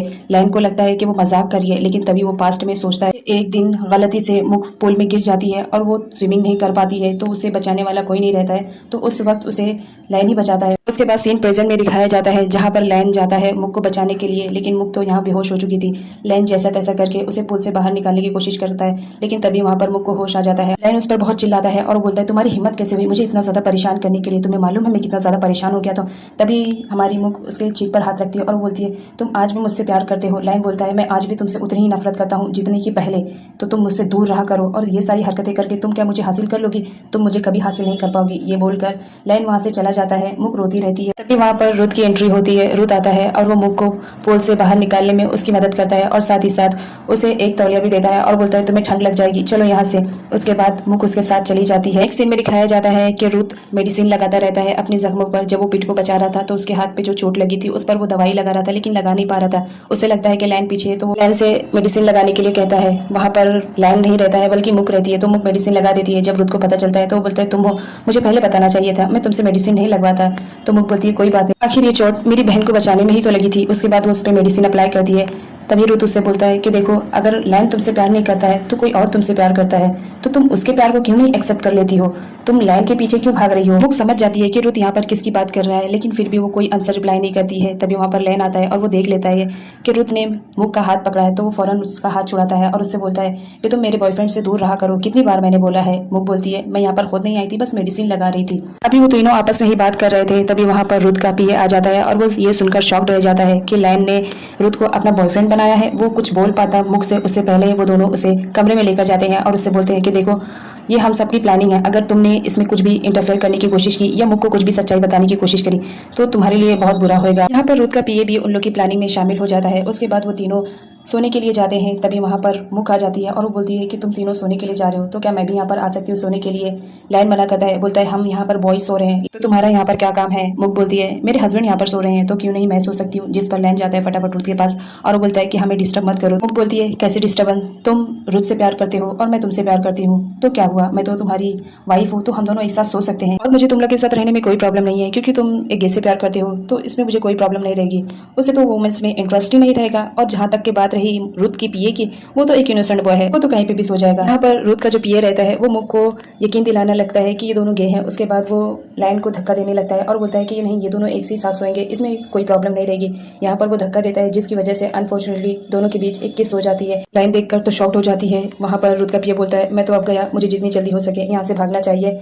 लेकिन मुक का तो बुरा हाल रहता है क्योंकि वो दोनों एक दूसरे को फर्स्ट टाइम किस करते हैं। रुत वहाँ से जाने लगता है तो लायन उसे पकड़ लेता है और बोलता है अब तो तुम्हें विश्वास हो गया होगा कि हम गए हैं तो जितनी जल्दी हो सके तुम यहाँ से चले जाओ। लेकिन मुक नहीं मानती है और उन लोग के बीच होती है। यहाँ पर दिखाया जाता है कि उन दोनों को तो नींद नहीं आती है लेकिन मुक को नींद आ जाती है, वो सो जाती है और साथ ही साथ नींद में कराटे भी खेलती रहती है जिसकी वजह से वो लायन को एक जोरदार किक मारते नीचे गिरा देती है। रुत हंसते रहता है कि चलो ये तुम्हारे साथ हुआ, मेरे साथ नहीं हुआ। तभी अचानक से मुक रुत को भी किक मारती है और नीचे गिरा देती है और पूरे बेड पे अकेले सोती है। उन दोनों को वहाँ पर जगह नहीं मिलती है तो दोनों सोफे पे आ जाते हैं और सोने के लिए लड़ते हैं कि मैं सोऊंगा मैं सोऊंगा। लेकिन फाइनली दोनों एक साथ ही सो जाते हैं। यहाँ पर दिखाया जाता है कि मुक सोई नहीं रहती है, वो तो जगती है और वो दोनों को अपने बेड से हटाने के लिए वो प्लान करती है। मॉर्निंग में अच्छी नींद पाकर मुक उठती है। उसके बाद वो फ्रेश होने के लिए वॉशरूम में जाती है जहाँ पर लायन बात लेते रहता है।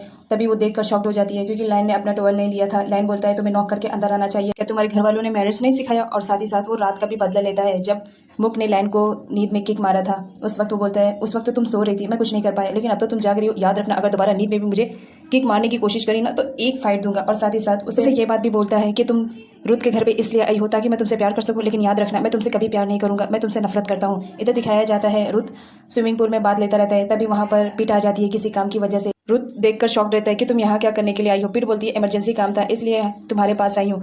वो रुत को नहाते हुए देख रही थी। तभी रुत उसको ऊपर पानी का छींटा डाल देता है और बोलता है जाओ यहाँ से। पिट वहाँ से जाने लगती है। तभी पानी होने की वजह से उसका पैर फिसल जाता है और वो गिरने लगती है। रुत उसे पकड़ लेता है। पिट बोलती है प्लीज मुझे छोड़ना नहीं। रुत बोलता है तुमने परमिशन लिया था यहाँ पर आने के लिए, और ये कहते हुए उसे पानी में छोड़ देता है जिसकी वजह से पिट पानी में गिर जाती है। और वो बोलती है तुम्हारी हिम्मत कैसे हुई मुझे पानी में गिराने के लिए, तुम्हें मालूम है मैं बात लेकर आई थी, मैं तुम्हारी तरह नहीं हूँ। तभी वहाँ पर रुत का पीए भी आ जाता है और वो उसकी हेल्प के लिए हाथ बढ़ाता है। साथ ही साथ रुत भी हाथ बढ़ाता है हेल्प के लिए, लेकिन पिट रुत का हाथ ना पकड़ते हुए उसके पीए का हाथ पकड़ती है और उसे हेल्प के लिए थैंक्स बोलती है। इस बात पे रुत को थोड़ा बुरा फील होता है बट वो कुछ रिएक्ट नहीं करते हैं। वो उसे टॉवल देता है और बोलता है तुम जाओ चेंज कर लो वरना तुम्हें ठंड लग जाएगी। इधर लायन ऑफिस से घर जाने वाला रहता है। तभी उसके रास्ते में निक आ जाती है और वो बोलती है कि मेरी गाड़ी खराब हो गई है, क्या तुम बना सकते हो। लायन उसकी गाड़ी को ठीक करता है।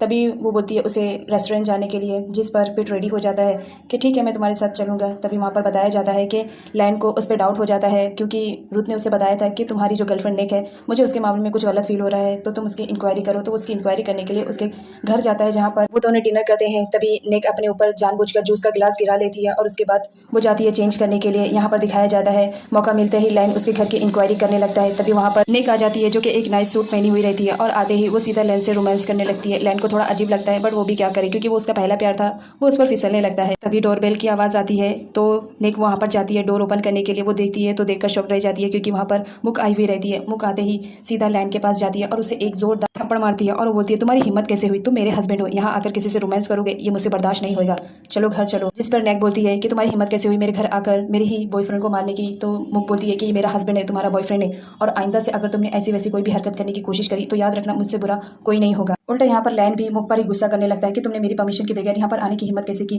तभी लायन कुछ नहीं बोलती है और मुक का हाथ पकड़कर सीधा उसे वहाँ से अपने घर लेकर जाती है। यहाँ पर दिखाया जाता है कि जो नेक रहती है वो लायन के साथ एक वीडियो बनाने वाली थी और ये किसके कहने पे कर रही थी ये हमें आगे के एपिसोड में मालूम पड़ेगा। उसके बाद यहाँ दिखाया जाता है कि वो उससे बात करती है और बताती है कि इस बार मेरा प्लान फेल हो गया, लेकिन तुम फिक्र मत करो, नेक्स्ट टाइम मेरा प्लान कभी फेल नहीं होगा। वो तो मुक आ गई थी, इसकी वजह से प्लान को थोड़ा स्टॉप करना पड़ा क्योंकि मुक को तो सब मालूम रहता है कि ये दोनों नाटक कर रहे हैं। तो वो लायन को जेलस फील कराने के लिए रुत के पास जाती है और उससे चिपक चिपक कर बातें करती है, जिस पर लायन को बहुत ज्यादा गुस्सा होता है। वो बोलता है तुम इसी के साथ ही क्यों नहीं रह जाती हो, तुम मेरे पीछे क्यों आती हो। जिस पे मुक बोलती है ठीक है अब से मैं रुत के पास ही रहूंगी। उसके बाद लायन वहां से चला जाता है। रात होती है, दिखाया जाता है कि लायन अपना काम करते रहता है लैपटॉप पे। तभी उसे मुक की बात याद आती है कि वो अब रुत के पास रहेगी। तो वो अपने कमरे में जाता है और देखता है तो वहाँ पर तो मुक फ्रेश होती रहती है। उसके बाद वो आकर फौरन लैपटॉप पे बैठ जाता है क्योंकि मुक आती हुई उसे नजर आ जाती है। तो मुक को रोकता है, बोलता है तुम ऐसे ड्रेस में कहाँ पर जा रही हो, क्योंकि इस वक्त मुक ने एक बहुत ही हॉट ड्रेस पहना था जो कि नाइटी ड्रेस था। तो बाहर जाने लगती है। लाइन उस पर रोकता है और बोलता है ऐसे ड्रेस में तुम्हें बाहर जाने की परमिशन कौन दे रहा है, मैं तुम्हें परमिशन नहीं देता हूँ जाने के लिए। तो मुक बोलती है मुझे तुम्हारी परमिशन की जरूरत नहीं है, मैं अपनी मर्जी से पहनी हूँ और मैं कहीं भी जा सकती हूँ। जिस पर लाइन उसे रोकने लगता है। मुक नहीं मानती है तो लाइन उसे उठा लेता है और बोलता है तो अब बताओ तुम कैसे जाओगी। जिस पर लाइन उसके ईयर को कट कर देती है और बोलती है कि याद रखना मेरे बीच में मत आओ, और फिर वो वहां से जाने लगती है। फिर से लाइन उसे पकड़ लेता है जिसमें इन दोनों के बीच अनफॉर्चुनेटली एक किस हो जाती है। उसके बाद क्या वो उसके नोज पे कट करती है और बोलती है आइंदा मुझे किस मत करना, और वहां से चली जाती है। इधर दिखाया जाता है कि मुक ने पहली बार लाइन को किस किया था तो उसे सोचकर बहुत ज्यादा खुश होती रहती है कि हम लोग की फर्स्ट किस है। इधर लाइन को दिखाया जाता है जो अपनी शर्ट लेकर मुक के पीछे जाता है। मुक सीधा रुथ के कमरे में आती है। रुथ देखकर शॉक्ड हो जाता है क्योंकि उस वक्त मुक बहुत ज्यादा ब्यूटीफुल लग रही थी उस ड्रेस में। रुथ का मुंह तो खुला का खुला ही रह जाता है। तभी वहां पर लाइन आ जाता है और वो मुक को बोलता है कि ये शर्ट पहन लो, लेकिन मुक नहीं पहनती है और बोलती है मेरी मर्जी, मैं जब चाहूँ जो पहनना चाहूँ पहन सकती हूँ, और वैसे ही तुमने ही तो कहा था मुझे रुथ के साथ रहने के लिए, तो मैं तुम्हारी बात मान रही हूँ, अब मैं इसी के साथ रहूंगी। लाइन को बहुत ज्यादा बुरा लगता है। वो बोलता है कुछ भी हो जाए ये शर्ट पहले पहनो, लेकिन वो नहीं पहनता। तभी वहां पर रुथ का पिया आ जाता है। वो भी मुक को ऐसी कंडीशन में देख लेता है। रुथ को बहुत अजीब लगता है तो वो मुक को बोलता है कि ये शर्ट पहन लो। वो अपने हाथों से पर्सनली मुक को पहनाता है जिस पर मुक पहन लेती है। तभी लाइन को बहुत ज्यादा गुस्सा आता है इस बात पे कि जब मैं शर्ट पहनने के लिए कह रहा था तो नहीं पहनी, अब ये रुथ के हाथों से पर्सनली पहन ले रही है। उसके बाद लाइन वहां से चला जाता है और बोलता है तुम लोग को जो करना है करो। लाइन जाता है अपने कमरे में सोने के लिए, लेकिन उसे नींद नहीं आ रही थी क्योंकि उसे मुक का ख्याल बार बार आ रहा था।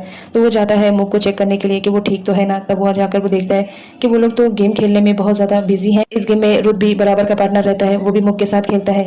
लाइन ये सब देख के बहुत ज्यादा जेलस फील करता है। उसके बाद वो सीधा आकर मुक और रुथ के बीच में बैठ जाता है और बोलता है कि तुम लोग को समझ में नहीं आ रहा रात कितनी हो गई है, ये खेलने का वक्त है, जाओ अपने कमरे में सो जाओ। लेकिन मुक रहती है, वो मानने के लिए रेडी नहीं रहती है और वो बोलती है आज तो मुझे कितना अच्छा लग रहा है, चलो तुम्हारे साथ भी हम गेम खेलते हैं। लाइन तो पहले मना करता है लेकिन बाद में खेलने के लिए रेडी हो जाता है, जिस पर मुक बहुत ज्यादा खुश हो जाती है। उसके बाद क्या दोनों गेम स्टार्ट करते हैं और इस गेम में हमारी मुक ही बार बार जीतती रहती है और लाइन हारता रहता है और मुक के हाथों पिटता रहता है। उसके बाद दिखाया जाता है कि मुक ड्रिंक कर लेती है और साथ ही साथ वहां पर डांस करने लगती है। डांस में रुथ का पीए भी इन्वॉल्व रहता है, वो भी उसके साथ पार्टिसिपेट करता है डांस में। लाइन को ये सब बिल्कुल भी पसंद नहीं आता है तो वो मुक को जबरदस्ती कमरे में ले जाने की कोशिश करता है, जहां पर मुक बेहोश हो जाती है क्योंकि वो बहुत ज्यादा ड्रंक कर ली थी। मुक जो कि बेहोश हो जाती है लेकिन फिर भी वो बेहोशी की हालत में बोलती है कि मैं तुम्हारे साथ नहीं जाऊंगी। तो रुथ बोलता है कोई बात नहीं, अगर वो तुम्हारे साथ नहीं जाना चाहती है तो मैं उसे कमरे में लेकर चला जाता हूँ।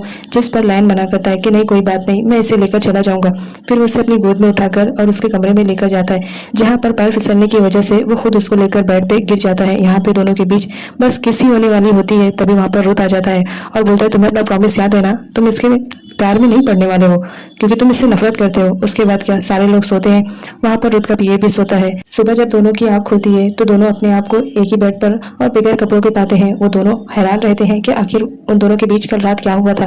वो दोनों याद करने की कोशिश करते हैं लेकिन उन लोग को याद नहीं आता है कि एक्चुअल में हुआ क्या था।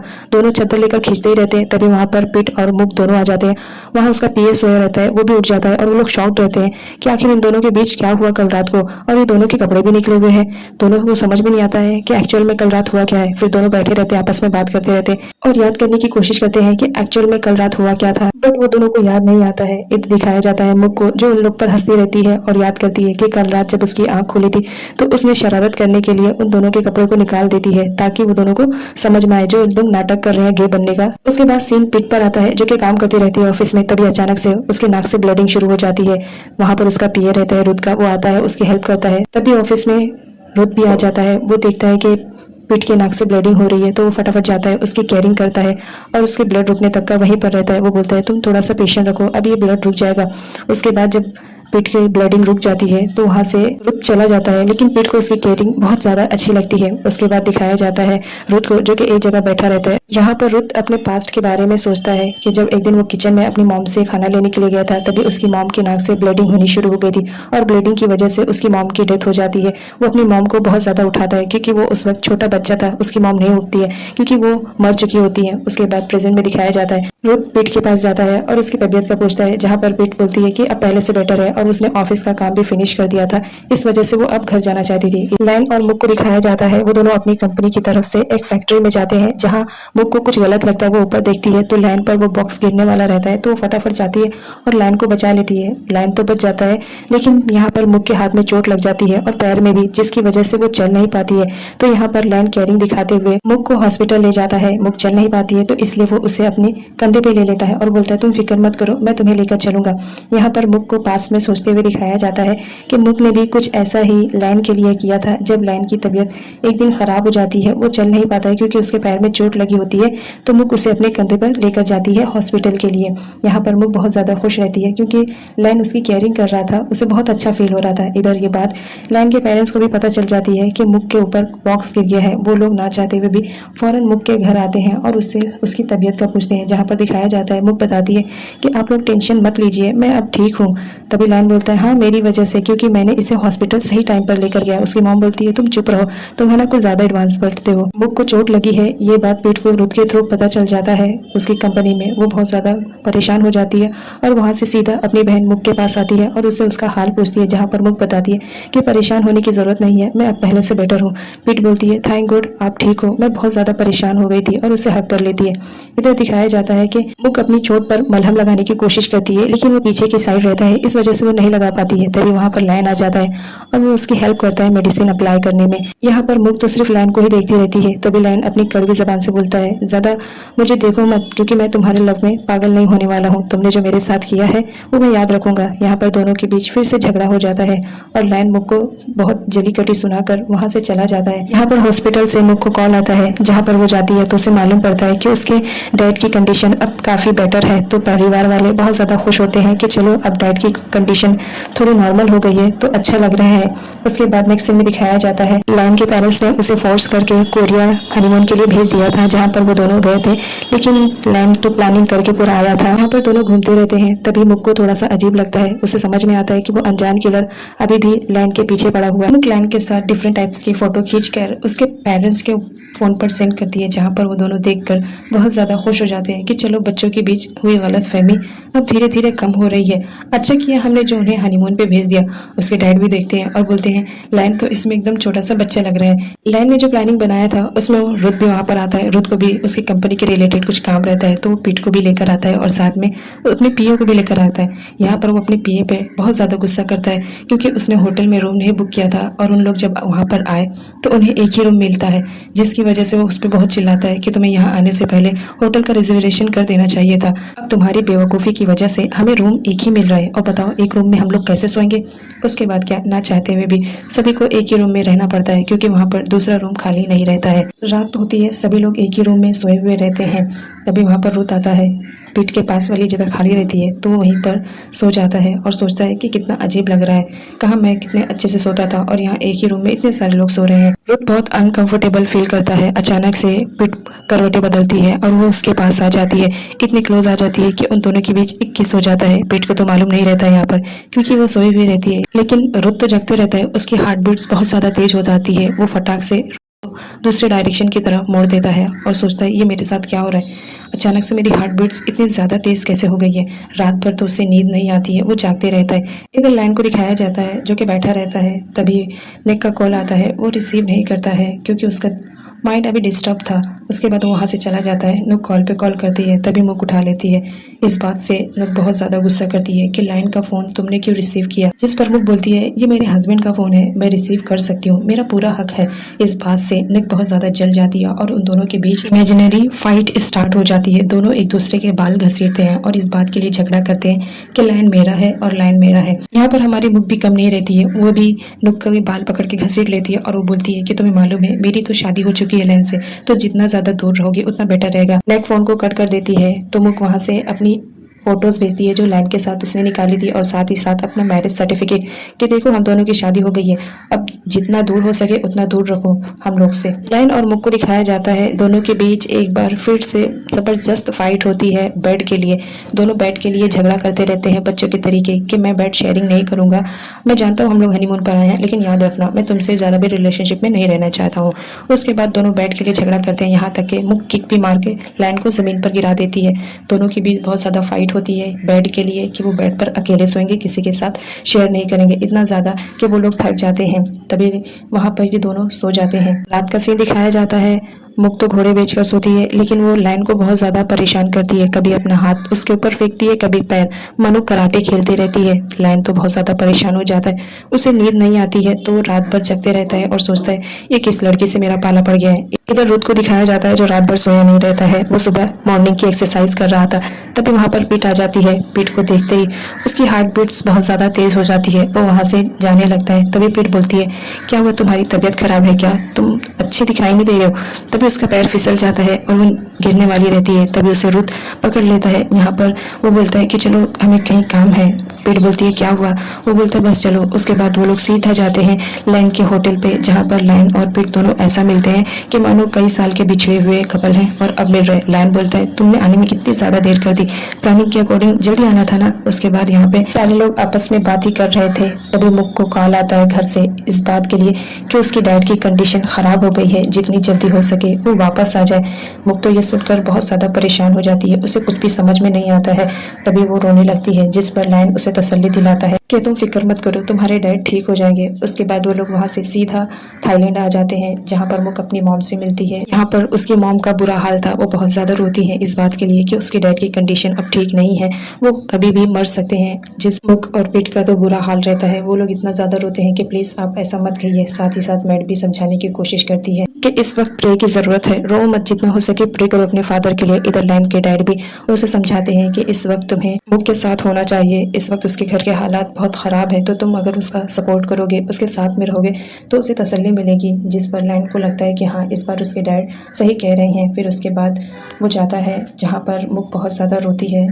वो बोलता है रोने की ज़रूरत नहीं है, तुम बस थोड़ा सा पेशेंट रखो, तुम्हारे डैड ठीक हो जाएंगे। लेकिन मुक तो अपने डैड का सोचकर बहुत ज़्यादा रोती है। यहाँ पर लायन के कंधे पे सर रखकर वो बहुत रोती है। इस वक्त लायन कुछ भी नहीं रिएक्ट करता है, क्योंकि इस वक्त उसे मुक की सिर्फ तकलीफें ही दिखाई दे रही थी। इधर डॉक्टरों के थ्रू मालूम पड़ता है कि उसके डैड अब नहीं रहे, जिसकी वजह से सारे लोगों का बुरा हाल था। वो लोग बहुत रोते हैं, क्योंकि यहाँ पर पीट और मुक दोनों अपने डैड से बहुत ज़्यादा प्यार करते थे। पीट तो वहाँ से दौड़ी दौड़ी भाग जाती है और एक जगह बैठकर रोती रहती है। तभी वहाँ पर रुद का पीए आता है, वो उसे देख लेता है तो वो उसे तसल्ली दिलाने के लिए जाता है कि जो भी आया है उसे एक दिन जाना ही है, तुम रो मत, बी कॉन्फिडेंस, तुम कितनी बहादुर हो। और इस बहादुर लड़की इतना रो रही है। पीट का तो बुरा हाल रहता है, क्योंकि वो अपने डैड से बहुत ज़्यादा प्यार करती थी। तभी वहाँ से रुद गुजरता है, रुद को भी मालूम पड़ जाता है तो वो मिलने के लिए आता है। पीट रुद को देख लेती है, वो उसकी तरफ भागे भागे जाती है और जाती है सीधा हग कर लेती है और उसके गले खूब रोती है, क्योंकि पीट यहाँ पर रुद को पसंद करती थी, लेकिन अभी जाहिर नहीं हो पाया था कि पीट रुद को पसंद करती है। इस वजह से वो अभी थोड़ा सा कंफ्यूज थी। यहाँ पर वो उसके गले लग के रोकती है। तभी रुद का पीए कहता है कि तुम भी उससे हग कर लो, थोड़ा तसल्ली दिला दो, इस वक्त तुम्हारी तसल्ली उसके लिए बहुत ज़्यादा इंपॉर्टेंट है। तो रुद वैसा ही करता है, उसे हग करके तसल्ली दिलाता है और बोलता है फिक्र मत करो, तुम ब्रेव गर्ल हो, तुम्हें तो अपनी बहन को भी समझाना चाहिए और अपनी मॉम के साथ रहना चाहिए। इसके बाद नेक्स्ट सीन में दिखाया जाता है पीट से मिलने के बाद रुद मुक से मिलने के लिए आता है, जहाँ पर मुक का भी बुरा हाल रहता है, क्योंकि उसने भी अपने डैड को खो दिया था। यहाँ पर वो रुद के गले लगकर बहुत ज़्यादा रोती है। इस वक्त इसे सहारे की ज़रूरत रहती है।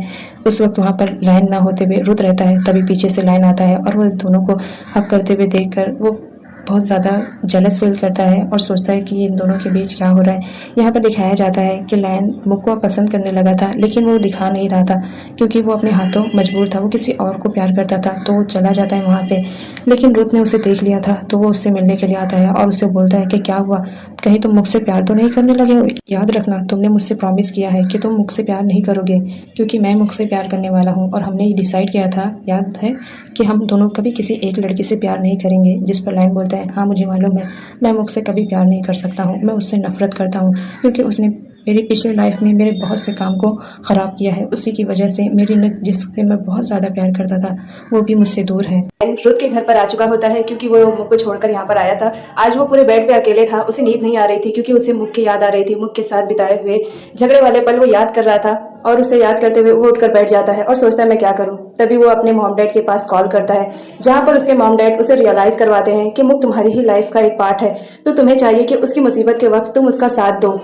वो तुम्हारी वाइफ है, तुम्हें उसके साथ ही होना चाहिए। मॉम डैड के समझाने पर लाइन को थोड़ी समझ आती है और वो मुख से मिलने के लिए उसके घर पर जाता है। लेकिन घर पर जाने से पहले वहां पर उसे मैड मिल जाती है, तो वो मैड से पूछता है कि मुख की तबीयत कैसी है, जहां पर वो बताती है कि ये बेटर रहेगा कि तुम खुद ही जाकर मुख मैम से पूछ लो, क्योंकि उनकी कंडीशन कुछ ज्यादा ही खराब है, उन्होंने खाना भी नहीं खाया है। जिस पर लाइन को थोड़ा सा अफसोस होता है। वो सोचता है कि तुम ठीक कह रही हो, मैं जब यहाँ तक चला आया हूँ तो मुझे खुद ही जाना चाहिए। उसके बाद इधर मुख को दिखाया जाता है डैड के खोने के गम में उसका खाना पीना सब छूट जाता है, जहाँ पर उसका पीए उसका फ्रेंड बनकर उसकी हेल्प करता है, उसे तसल्ली दिलाता है, उसके लिए खाना लेकर आया हुआ रहता है। तभी मुख को उल्टियाँ स्टार्ट हो जाती है। उसने कुछ दिनों से सही से खाना पीना नहीं खाया था, इसकी वजह से इधर दिखाया जाता है। तभी उसी वक्त लाइन आ जाता है, वो उसके पीओ को हटा के खुद उसकी केयरिंग करने लगता है। उसके बाद वहाँ पर उसकी मेड आती है, वो बोलती है उसके पीओ को चलो इसके हस्बैंड आ चुके हैं, वो उसकी केयरिंग कर लेंगे। इधर लाइन को दिखाया जाता है वो अच्छे हस्बैंड के तरीके इधर मुख की केयरिंग करता है। वो चल नहीं पाती है तो उसे अपनी गोद में उठाकर उसके बेड पर ले जाकर लिटाता है और साथ ही साथ वहाँ पर लाया हुआ खाना वो अपने हाथों से खिलाता है, जहाँ पर मुख नहीं खाती है। लेकिन लाइन इस बार उसकी नहीं सुनता है और जबरदस्ती उसे खाना खिला देता है। यहाँ पर मुख को बहुत अच्छा लगता है कि लाइन उसकी इस बुरी हालत में आया है उसे तसल्ली दिलाने के लिए। तभी वहां पर पीट आ जाती है, उसे नींद नहीं आती है। वो बोलती है कि प्लीज दी आज मुझे तुम अपने पास सोने दो, मुझे डैड की बहुत ज्यादा कमी महसूस हो रही है। फिर क्या वो दोनों को हटाकर बीच में सो जाती है और बोलती है कि जीजू आप नीचे सो जाओ। लाइन को ना चाहते हुए भी जमीन पर सोना पड़ता है और मुख और पीट दोनों ऊपर सोते हैं। रात होती है जहां पर लाइन को बहुत ज्यादा ठंडी लगती है। तभी मुख जाती है और उसे एक चादर उड़ाती है और उसे बोलती है तुम्हें यहाँ देखकर मुझे बहुत ज्यादा अच्छा लगा, चलो खुशी है कि तुम में मेरी केयरिंग है। उसके बाद वो सोने के लिए चली जाती है। इधर दिखाया जाता है कि रुद भी अब आ चुका था मुख के घर पर, जहाँ पर सारे लोग लंच के लिए बैठे हुए रहते हैं। यहाँ पर रुद बोलता है मुझे लाइन से बात करनी है। उसके बाद वो लाइन को लेकर बाहर चला जाता है और उसे कहता है तुम्हें याद है अपना प्रॉमिस भूलना नहीं। मालूम है इस वक्त मुख को बहुत ज्यादा जरूरत है सहारे की, लेकिन तुम उसका सहारा बनने की कोशिश मत करना, जो कि तुम उससे छोड़ने वाले हो, तुम उससे प्यार भी नहीं करते हो। जिस पर लाइन बोलते हैं तुम ठीक कह रहे हो। इसके बाद इधर दिखाया जाता है मुख के फादर की फ्यूनरल पर सारे लोग आए हुए रहते हैं, वहां पर लाइन भी आया हुआ रहता है। सारे लोग तो बहुत ज्यादा दुखी रहते हैं, मुख बहुत ज्यादा रोती रहती है। जिस पर रुत उसे तसल्ली दिलाता है कि तुम बहुत ही स्ट्रॉन्ग गर्ल हो, तुम्हें रोना नहीं चाहिए। इधर लाइन को दिखाया जाता है वो भी अपनी गर्लफ्रेंड को वहां पर बुला लेता है ताकि वो भी उसके डैड के फ्यूनरल में आ सके। वो आते ही नाटक कर लेती है कि उसके पैर में मोच चढ़ गई है, जिसकी वजह से वो चल नहीं पाती है। तो ना चाहते हुए भी यहाँ पर लाइन को उसे अपनी गोद में उठाना पड़ता है। इधर दिखाया जाता है लैक और उसका हस्बैंड दोनों आए हुए रहते हैं और वो दोनों सोचते हैं इस लड़की का जल्द से जल्द कुछ करना पड़ेगा, अदरवाइज मैं अपने बिजनेस से हाथ धो बैठूंगी और मैं ऐसा बिल्कुल भी नहीं चाहती हूँ। इधर लाइन नुक को उठाया रहता है, जहां पर नुक बहुत ज्यादा खुश रहती है कि चलो इस बार मुख की हार हुई और मेरी जीत हुई। उसके बाद लाइन उसे लेकर जाता है। तभी मुख का पीए समझ जाता है कि इसके पैर में मोच नहीं चढ़ी है, वो नाटक करने की कोशिश कर रही है, तो वो उसके पैरों को इधर से उधर टर्न करता है, जिस पर उसे रियली में दर्द होने लगता है। नुक बोलती है कि कोई बात नहीं, अब मेरा ठीक लग रहा है, मुझे यहाँ से जाना चाहिए। इधर दिखाया जाता है वापस जब आते हैं सारे लोग, तभी मुख का पीए बोलता है कि तुम्हें लाइन की सिस्टर और उसके हस्बैंड से बच के रहना चाहिए, क्योंकि वो लोग तुम्हारे खिलाफ कोई प्लानिंग कर रहे हैं और मैं नहीं चाहता हूँ कि तुम उनकी प्लानिंग का शिकार हो, क्योंकि मैंने फ्यूनरल में उन लोग की बातें सुन ली थी जहां पर वो दोनों तुम्हारे खिलाफ कोई प्लानिंग कर रहे थे। यहाँ पर लाइन को दिखाया जाता है, उसे मालूम पड़ता है कि उसके बिजनेस में कुछ तो गड़बड़ घोटाला चल रहा है। इसकी वजह से वो अपने काम को ज्यादा टाइम देना चाहता था, तो वो रुत के घर पे ही अपनी कंपनी की जो भी सामान रहते हैं, फाइल वगैरह, वो मंगवा लेता है और वहीं पर ही काम करना शुरू कर देता है, क्योंकि वो जानना चाहता था कि आखिर कौन है कंपनी में जो हमारे ही पीठ में चाकू घोंपने का काम कर रहा है। यहाँ पर रुत भी उसकी मदद करता है। नेक्स्ट सीन में दिखाया जाता है पीट और उसका पीए तीनों आए हुए रहते हैं रुत के घर पे। उसके बाद वो लोग खाना बाहर से लेकर आते हैं। वो लोग बोलते हैं कि जाओ रुत और लाइन को भी बुलाकर लेकर आओ, वो भी हमारे साथ खाना खाएंगे तो बेटर रहेगा। उसके बाद रुत का पीए जाता है उसे बुलाने के लिए, जहां पर रुत तो रेडी हो जाता है आने के लिए, लेकिन लाइन मना करता है कि नहीं, मुझे उसके साथ खाना नहीं खाना है, मुझे बहुत सारा काम है, मैं पहले अपना काम फिनिश करूंगा।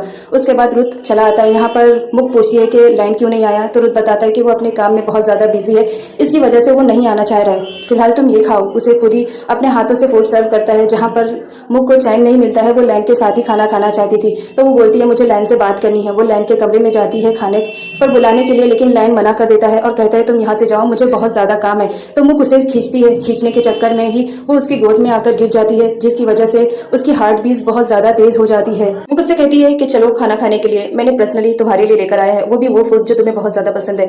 लाइन मना करता है कि नहीं, मुझे तुम्हारी कोई भी पसंदीदा फूड नहीं खानी है, चाहे वो मेरी फेवरेट ही क्यों ना हो, बिकॉज इस वक्त मुझे बहुत ज्यादा इंपॉर्टेंट काम करना है। लेकिन मुख नहीं मानती है, जिसकी वजह से लाइन ना चाहते हुए भी मुख को नीचे गिरा देता है और मुख को चोट लग जाती है। लाइन बोलता है मैंने कहा था मेरे रास्ते में मत आओ, क्योंकि मेरे रास्ते में सिवाय तकलीफ के तुम्हें और कुछ नहीं मिलेगा। तभी वहां पर रुत आ जाता है और रुत उसकी केयरिंग करता है और बोलता है तुम्हें क्यों नहीं समझ में आती है बात, जो तुमसे हेट करता है तुम उससे प्यार क्यों कर रही हो। मुक बोलती है यही मेरी मजबूरी है कि मैं उसे पसंद करती हूँ। इधर दिखाया जाता है कि लैन और रुत और मुक वहां पर रहते हैं, जिसकी वजह से उन लोगों को अकेले खाना खाना पड़ता है। रुत का पीए फोन पर एक मैसेज देखकर शॉक्ड हो जाता है। वो फटाफट लैन के पास जाता है और उसे दिखाता है। ये न्यूज वायरल हो जाती है कि लैन के डैड ने अब वो सारी कंपनी लैन के नाम करने वाले हैं, जिस बात पे लैन की सिस्टर लैग बहुत ज्यादा गुस्सा हो जाती है अपने डैड से और वो सीधा जाती है अपने डैड के पास ये बोलने के लिए कि आपने ये न्यूज क्यों वायरल की। उसके डैड बोलते हैं सही न्यूज वायरल हुई है क्योंकि मेरे बाद मेरा बेटा ही तो इस ऑफिस की पूरी जिम्मेदारी संभालने वाला है। ये बिजनेस उसी के ही सपोर्ट पे तो चलेगा। जहां पर लैग कहती है कि इस बिजनेस को एस्टैब्लिश जरूर आपने किया है लेकिन मैंने इसे चलाया है, आप मुझे क्यों नहीं दे सकते हैं ये कंपनी। जिस पर उसके डैड बोलते हैं कि इस पे सिर्फ लैग का हक है, तुम तुम्हारे हस्बैंड के साथ खुश रहो, यही मेरी बस प्रे है। उसके बाद यहाँ दिखाया जाता है इधर लैन बहुत ज्यादा गुस्से में हो जाता है और वो साथ ही साथ ये भी कहता है कि मैं जा रहा हूँ नेक्स्ट से पैचअप करने के लिए, जिस पर उसे मुक मना करती है कि तुम नेक्स्ट से क्यों पैचअप करना चाहते हो। वो बोलता है क्योंकि नेक मेरी गर्लफ्रेंड है और मैं जो करना चाहूँ वो मैं कर सकता हूँ, मेरी लाइफ के साथ कोई खेल नहीं सकता है क्योंकि मैं कंपनी अभी ज्वाइन नहीं करना चाहता हूँ। यहाँ पर रुत और लैन के झगड़े के बीच में ये बात का भी खुलासा हो जाता है कि ये दोनों गे का नाटक कर रहे थे। रुत ये भी बता देता है कि मैं मुक से प्यार करता हूँ और लैन के डिवोर्स देने के बाद मैं मुक से शादी कर लूंगा। ये बात सुनते ही पीट को बहुत ज्यादा गुस्सा आता है। तभी लैन वहां से चला जाता है। मुक उसके पीछे जाने की कोशिश करती है लेकिन रुत रोक लेता है। तभी पीट रुत का हाथ पकड़कर उसे बाहर लेकर जाती है और उसे समझाने की कोशिश करती है, देखो तुम्हें ऐसा नहीं करना चाहिए, तुम्हें उन दोनों कपल के बीच में नहीं आना चाहिए। मेरी सिस्टर लैन से बहुत ज्यादा प्यार करती है और मैं तुम्हें एडवाइस दे रही हूँ कि प्लीज तुम उनकी लाइफ से दूर हो जाओ, उनके बीच में लव ट्रायंगल मत बनो। रुत को समझाती है लेकिन रुत समझने के लिए रेडी ही नहीं रहता है, जिसकी वजह से पिट को बहुत जोर से गुस्सा आ जाता है। पिट जाती है और रुत को बहुत जोर से धक्का दे देती है पूल में, जिसकी वजह से रुत पूल में गिर जाता है।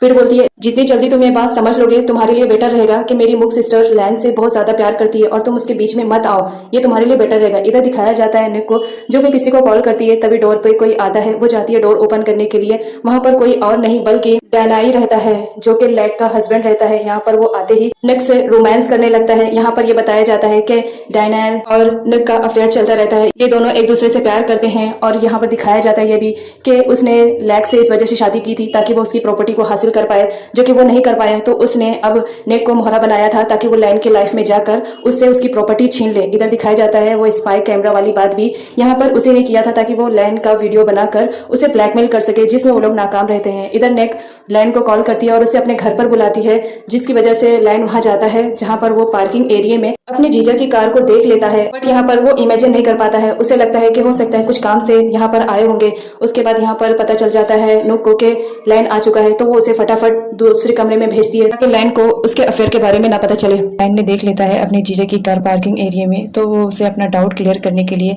वो दानाई के पास कॉल करता है, जहाँ पर वो बताता है कि मैं किसी काम से बाहर आया हूँ। लैन यहाँ पर उस पर ट्रस्ट कर लेता है और वो सोचता है हो सकता है ये मेरा वहम हो सकता है वो यहाँ पर किसी काम की वजह से आए हैं। उसके बाद दिखाया जाता है यहाँ पे रुत को, जो कि मुक को कन्विंस करता रहता है कि वो उसके प्यार में आ जाए, लेकिन मुक रहती है वो उसका लव एक्सेप्ट ही करने के लिए रेडी नहीं रहती है। इधर लैग को दिखाया जाता है जो कि बहुत ज्यादा ड्रिंक करती है, इस वजह से कि उसके डैड ने उसे कंपनी ना देते हुए उसके भाई को दे दिया है। उसका पीए भी वहां पर रहता है जो उसे घर ले जाने के लिए गाड़ी में ड्रॉप करता है, जहां पर वो लैग की खूबसूरती देखकर उस पर फिसल जाता है। लेकिन उसे याद आता है कि ये मेरी मैम है, तो वो लाइन को कॉल करता है और बोलता है कि तुम्हारी बहन बहुत ज्यादा ड्रंक करके रखी है, उसे लेकर जाओ। लाइन यहाँ पर अपनी बहन को लेकर आता है और उसकी केयरिंग करता है, क्योंकि लैग कैसी भी हो रहती तो लाइन की सिस्टर है। उसके बाद जब लैग को होश आता है तो वो लाइन को बोलती है तुम यहाँ क्यों आ गए हो, तुम अदर कंट्री में थे, वही तुम्हारे लिए बेटर था।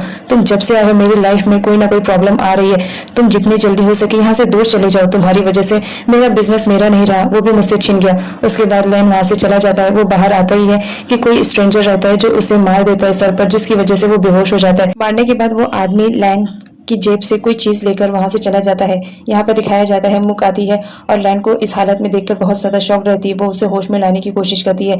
जब लैन होश में आता है तो बताता है कि किसी ने उस पर अटैक किया था। यहाँ दिखाया जाता है कि मुक को इस वजह से मालूम पड़ जाता है कि लैन यहाँ पर है, क्योंकि उसने उसके फोन में एक ट्रैकर ऐप को डाउनलोड किया था, जिसकी वजह से वो उसको मालूम पड़ जाता है कि लैग इस वक्त कहाँ है। उसके बाद वो लोग लैग को लेकर घर पर आते हैं, जहाँ पर मुक उसकी केयरिंग करती है, लेकिन लैन को ये बिल्कुल पसंद नहीं रहता है कि कोई उसकी केयरिंग करे।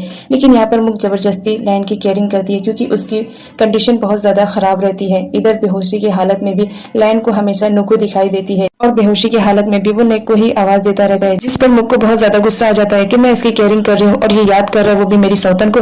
उसके बाद वो वहां से चली जाती है। नेक्स्ट से दिखाया जाता है मुक बहुत ज्यादा उदास रहती है। तभी वहां पर रुत आता है और उससे बोलता है कि तुम क्यों नहीं मेरा लव एक्सेप्ट कर लेती हो। लायन है तुम्हारी कदर ही नहीं करता है और मैं तुम्हारी कदर कर रहा हूँ लेकिन तुम्हें मेरी कदर नहीं है। ये कैसा अजीब है। याद रखना, देख लेना, एक दिन ऐसा वक्त आएगा जब तुम अपनी अंगूठी खुद ही निकाल कर फेंक दोगी लायन के नाम का। लायन ये सारी बातें वहां से सुनता रहता है। उसे बहुत जेलसी फील होती है कि ये दोनों बात कर रहे हैं। नेक्स्ट सीन में दिखाया जाता है हमारी मुक आती है। वो देखती है कि लायन की तबीयत ठीक नहीं है, वो सो नहीं पा रहा है, तो वो वहीं पास में क्लीनिंग करती रहती है और उसकी तबीयत का भी ख्याल रखती है। वो उसका बुखार चेक करती है क्योंकि लायन को बहुत ज्यादा बुखार था। लायन तो चेक ही नहीं करवाता है लेकिन मुक यहाँ पर जबरदस्ती उसका बुखार चेक करती है और उसे मेडिसिन देती है। मेडिसिन लेने के बाद लायन उठता है और बोलता है चलो हटो, देखो मैं बिल्कुल ठीक हो गया हूँ, अब मैं तो ये सारे काम भी कर सकता हूँ। उसके बाद वो घर की सफाई करने लगता है और बोलता है कि देखो अब मेरी तबीयत बिल्कुल ठीक हो गई है तो तुम्हें मेरी केयरिंग करने की जरूरत नहीं है क्योंकि मैं तुमसे प्यार नहीं करता हूँ। और ये कह के वो बाहर जाने लगता है। अचानक से उसको सर में चक्कर आता है और वो गिर जाता है। वहां पर उस वक्त नुक आई हुई रहती है जो उसको संभालती है और उसका ख्याल रखती है।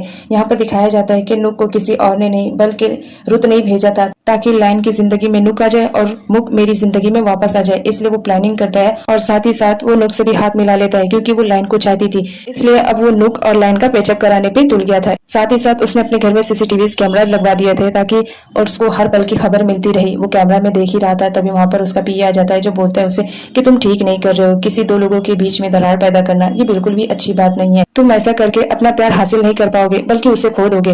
वो बोलता है कैसा भी हो मैं किसी भी हाल में मुक को हासिल करना चाहता हूँ। इधर लायन को दिखाया जाता है जहाँ पर नुक आई हुई रहती है और वो उसकी केयरिंग करती है और साथ ही साथ उससे फ्लर्ट भी करती है, जिस पर मुक को बहुत ज्यादा गुस्सा आ जाता है। वो अपना फोन निकालती है और उन दोनों की वीडियो बनाना स्टार्ट करती है, ये कहते हुए कि जब तुम मुझे डिवोर्स दोगे तो मेरे पास भी कुछ प्रूफ रहना चाहिए तुम पर केस करने के लिए।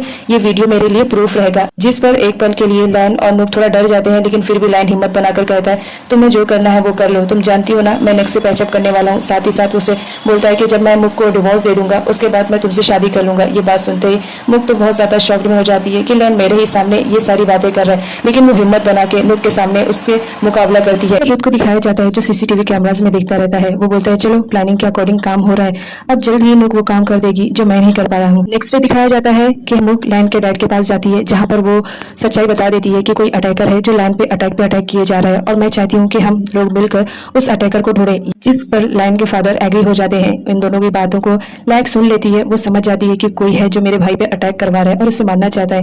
यहाँ पर दिखाया नहीं जाता है कि एक्चुअल में कौन रहता है जो लायन का दुश्मन रहता है और मारना चाहता है। इधर मुक को दिखाया जाता है जो मुक की गैर हाजिरी में लायन पर डोरे डालती रहती है। उसकी केयरिंग के साथ साथ वो उससे फ्लर्ट भी करती है, लेकिन तभी डोर की बेल बजती है। जब वहां पर लायन जाता है और देखता है तो वहां पर तो मुक का पीए आया हुआ रहता है। यहाँ पर दिखाया जाता है कि मुक ने ही अपने पीए को वहां पर भेजा था ताकि वो लायन और नुक पर नजर रख पाए। मुक का पीए आता है और बोलता है कि मुझे मुक मैम ने भेजा है लायन सर की कंडीशन का ध्यान रखने के लिए। अब मैं आ गया हूं ना तो मैं आपकी मेडिसिन का और प्रॉपर डाइटिंग का पूरा ख्याल रखूंगा। और वो उसकी केयरिंग करता है। यहाँ पर नेक को ये बिल्कुल भी पसंद नहीं आता है क्योंकि वो उन दोनों के कबाब में हड्डी बन चुका था। वो चाह रही थी कि जल्द से जल्द ये यहाँ से चला जाए। नेक्स्ट सीन में दिखाया जाता है लायन को वो जाती रहती है ऑफिस से घर। तभी वहां पर दानाई आ जाता है जो उसे सीसीटीवी कैमरास दिखाता है और बोलता है कि इस वीडियो में तुम साफ देख सकती हो कि वो नेक का असिस्टेंट है। मेरे ख्याल से वही असिस्टेंट है जो तुम्हारे हस्बैंड की जान लेने की कोशिश कर रहा है। अगर तुम्हें यकीन नहीं होता है तो तुम उस पर नजर रख सकती हो। ये वीडियो मैंने बहुत ही मुश्किल से हासिल किया है और तुम्हें दिखा रहा हूँ। यहाँ पर दिखाता है कि जो दानाई रहता है वो मुक के दिमाग में मिसअंडरस्टैंडिंग भर देता है ताकि वो मेरी तरफ ना ध्यान देते हुए वो उस असिस्टेंट के पास जाए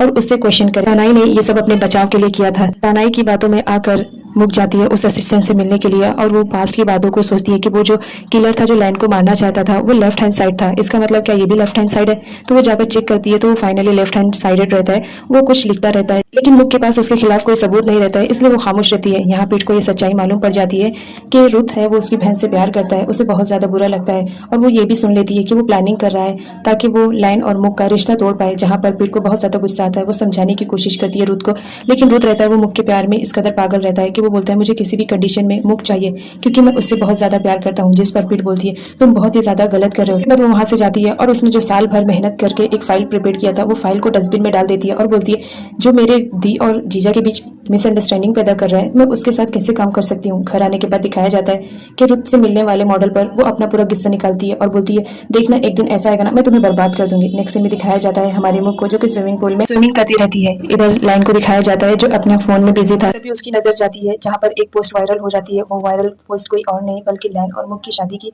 पिक्स रहती है। वो बहुत ज्यादा गुस्से में हो जाता है और सीधा मुख के पास जाता है, जहाँ पर वो उससे बोलता है कि तुम्हारी हिम्मत कैसे हुई, तुम जानती हो मैं तुमसे डिवोर्स लेने वाला हूँ और तुम ये सब हरकतें कर रही हो, इसका मतलब क्या है, तुम कुछ भी कर लो तुम मुझे कभी हासिल नहीं कर पाओगे।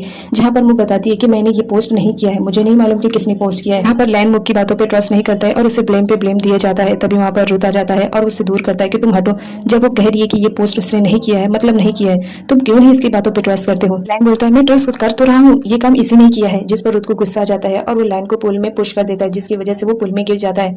यहाँ पर रुत बोलता है जब वो कह रही है तो उसकी बातों का बिलीव करो, इसी वजह से तुम दोनों के रिलेशनशिप में इतना बिगाड़ हुआ है। उसके बाद वो वहाँ से मुख को लेकर चला जाता है, लेकिन लैन को बहुत जेलसी फील होती है मुख और रुत को एक साथ देखकर। ये वीडियो उसके मॉम डैड भी देखते हैं, जहाँ पर वो दोनों बहुत खुश होते हैं कि चलो किसी ने तो अच्छा काम किया है। तभी लैन वहाँ पर कंपनी में आता है, जो अपने मॉम डैड से बोलता है कि वो कंपनी को ज्वाइन नहीं करना चाहता है, लेकिन उसके पेरेंट्स रहते हैं कि मानने के लिए रेडी ही नहीं रहते हैं। उनका कहना रहता है कि तुम हमारे बेटे हो तो हमारे बाद तुम्हारा ही हक बनता है इस कंपनी पे, तो तुम इस कंपनी के मालिक रहोगे हमारे बाद। इधर वो वायरल न्यूज नुक भी देख लेती है, जो उसे अपने फायदे के लिए यूज करने का सोचती है ताकि वो मुक को लैन की जिंदगी से निकाल फेंके। इधर दिखाया जाता है कि मुक का पीए उसके पास जाता है मिलने के लिए, जहाँ पर उसे वो डिटेल्स देता है कि तुम्हारे अकॉर्डिंग मैंने प्रॉपर काम किया है, मैंने उन दोनों पे नजर रखा है और उन दोनों के बीच में बराबर कबाब की हड्डी बनने की कोशिश करता रहा, जिसकी वजह से लैन और नुक दोनों परेशान हो गए थे। इधर ये वायरल वाली न्यूज रुत तक कभी पहुंच जाती है, जहाँ पर वो भी उन लोगों की वीडियोस देख के शॉक में रहता है और पता करने के लिए अपने पीए से बोलता है ताकि वो पता कर पाए कि आखिर ये न्यूज किसने वायरल की है। यहाँ पर दिखाया जाता है दोनों लवी डवी को, जो कि लैन के बिहाइंड दोनों एक दूसरे से प्यार करते थे। एक तो लैन का जीजा रहता है और दूसरा उसी की गर्लफ्रेंड रहती है जिससे वो प्यार करता था। यहाँ पर वो दोनों मिलकर डिस्कशन करते हैं कि कैसे लैन को बर्बाद किया जाए। इधर दिखाया जाता है रुत का पीए आ जाता है और वो पूरी इन्फॉर्मेशन लेकर आता है और वो बता भी देता है कि ये काम किसी और ने नहीं बल्कि पिट ने किया है, ये न्यूज़ पिट ने ही वायरल की है। इस बात पर रुत बहुत ज़्यादा परेशान हो जाता है और वो पिट को लेकर बाहर जाता है और उससे पूछता है कि क्या तुमने ये न्यूज़ वायरल की है। जहाँ पर पिट तो पहले इनकार करती है लेकिन बाद में एक्सेप्ट कर लेती है कि हाँ ये न्यूज़ मैंने वायरल किया है। जहाँ पर रुत उसे बहुत ज़्यादा सुनाता है कि तुमने ये गलत काम किया है, जिसकी वजह से मुख पे पूरा ब्लेम आ रहा है, तुम्हें मालूम भी नहीं है तुमने क्या कर दिया है। वो उस पर इतना ज़्यादा चिल्लाता है और वहां से चला जाता है। पिट तो वो बेचारी रोती रहती है, उसे रियलाइज होता है कि हाँ उसने गलत किया है। तभी वहां पर रुत का पीए आ जाता है और वो पिट से कहता है अगर तुम्हें रियलाइज हो रहा है कि तुम गलत हो तो तुम्हें चाहिए कि तुम सर से माफी मांग लो। यहाँ पर दिखाया जाता है कि रुत का पीए पिट का एक बहुत ही अच्छा फ्रेंड बन चुका था, तो उसके कहने पर रुत से माफी मांगने के लिए जाती है। रुत तो उसे बच्ची समझ कर माफ कर देता है, लेकिन वो साथ में ये भी बोलता है कि तुम्हें चाहिए कि तुम मुक और लैन को भी ये सच्चाई बताओ ताकि उन दोनों के बीच जो मिसअंडरस्टैंडिंग पैदा हुई है वो ठीक हो जाए। उसके कहने पर पिट जाती है, लैन और मुक को पूरी सच्चाई बताती है कि ये न्यूज़ मैंने वायरल किया है क्योंकि मैं नहीं चाहती थी कि तुम दोनों अलग हो, और मुझे इस बात पर खुशी है कि मैंने ये वायरल किया है क्योंकि मुझे लगता है मैंने जो किया अच्छा किया, क्योंकि मैं नहीं चाहती थी कि तुम दोनों के बीच में कोई तीसरा आए और तुम्हारी शादीशुदा लाइफ खराब हो। उसके बाद नेक्स्ट सीन में दिखाया जाता है रुत और लैन दोनों बात करते रहते हैं, जहाँ पर रुत को कुछ क्लू मिलते हैं जो उसकी बहन लैक की तरफ इशारा करते हैं कि वही है जो लैन को मरवाना चाहती है। इस बात पर लैन बहुत ज्यादा उदास हो जाता है, उसे यकीन नहीं होता है, लेकिन पास्ट में वो सारी चीजें सोचता है तो उसे यकीन आता है कि हाँ हो सकता है ये मेरी बहन ही करवा रही है। तो उसके बारे में इंफॉर्मेशन इकट्ठा करने के लिए रुत से कहता है। नेक्स्ट सीन में दिखाया जाता है लैन बहुत ज्यादा उदास रहता है, वो साथ ही साथ इस बात के लिए भी अफसोस करता है कि कोई और नहीं मेरी बहन ही मुझे मारने की कोशिश करना चाह रही है। वो ड्रिंक करता रहता है। तभी वहां पर मुक आ जाती है। मुक उसकी कंडीशन देख के बहुत ज्यादा परेशान हो जाती है, वो उससे ड्रिंक छीन लेती है और बोलती है तुम्हें इस वक्त ये सब करने की जरूरत नहीं है, और वो खुद ही पी लेती है। यहाँ पर लैन को थोड़ा अजीब लगता है क्योंकि मुक उसकी केयरिंग कर रही थी। लैन उठता है और मुक के पास जाता है और उससे बोलता है कि तुम्हें मालूम है मुझे क्या करना चाहिए, मैं इस वक्त बहुत ज्यादा परेशान हूँ, तुम्हें बताओ अगर तुम्हें ऐसा पता चले कि तुम्हारी सिस्टर ही तुम्हारी जान की दुश्मन है तो तुम बताओ तुम क्या रिएक्ट करोगी। सेम मेरे साथ भी वही हो रहा है, मैं समझ नहीं पा रहा हूँ कि रियलिटी है क्या। यहाँ पर दिखाया जाता है लैन बहुत ज्यादा बेबस अपने आप को फील करता है। यहाँ पर मुक अपनी परेशानियों को छोड़कर उसकी परेशानियों में उसका हेल्प करती है, लेकिन यहाँ पर दिखाया जाता है कि लैन ड्रिंक रहता है, वो नशे की हालत में मुक को किस करने वाला रहता है। तभी वहाँ पर रुत आ जाता है जो उसकी किस में भंग डाल देता है और वो बोलता है कि तुम इस वक्त ड्रिंक हो, और साथ ही साथ ये भी कहता है कि मुक तुम अपने कमरे में जाओ। तभी लैन बोलता है कि मुक अपने कमरे में क्यों जाएगी, वो मेरी वाइफ है, हम दोनों एक साथ सोते हैं तो हम दोनों एक साथ सोएंगे, तुम हम दोनों के बीच में आने की कोशिश मत करो। नेक्स्ट सीन में दिखाया जाता है पीट और उसका पीए दोनों दोनों आए हुए रहते हैं रुथ से मिलने के लिए। यहाँ पर दिखाया जाता है पिट को भी इस बात की सच्चाई अब मालूम पड़ जाती है कि रुथ गे नहीं रहता है, तो वो उसकी तरफ अट्रैक्ट होती है। यहाँ पर उसकी तबीयत खराब हो जाती है और पिट मास्क लगाती है, वो प्रॉपर नहीं लगाती है, तो रुथ उसे सही करता है। इधर दिखाया जाता है सारे लोग खाना खाने के लिए बैठते हैं, लेकिन मुक की नजरें तो लैन को ही ढूंढती रहती है। वो पूछती है कि लैन कहाँ है, जिस पर रुथ बताता है कि वो कंपनी गया है। यहाँ दिखाया जाता है लैन कंपनी में आया हुआ रहता है अपनी बहन से मिलने के लिए, जहाँ उसकी बहन उससे आर्ग्यूमेंट करती है कि तुम प्लीज यहाँ से चले जाओ, अदरवाइज ये कंपनी मेरे हाथों से निकल जाएगी। और वो लैन को बहुत ज्यादा बुरा भला बोलती है, जिसकी वजह से लैन वहां से जाता है। तभी वहां पर नुक मिल जाती है जो उसे साथ में चलने के लिए कहती है। तभी वो अटैकर को दिखाया जाता है जो लैन को देखकर उसे शूट करने वाला ही रहता है।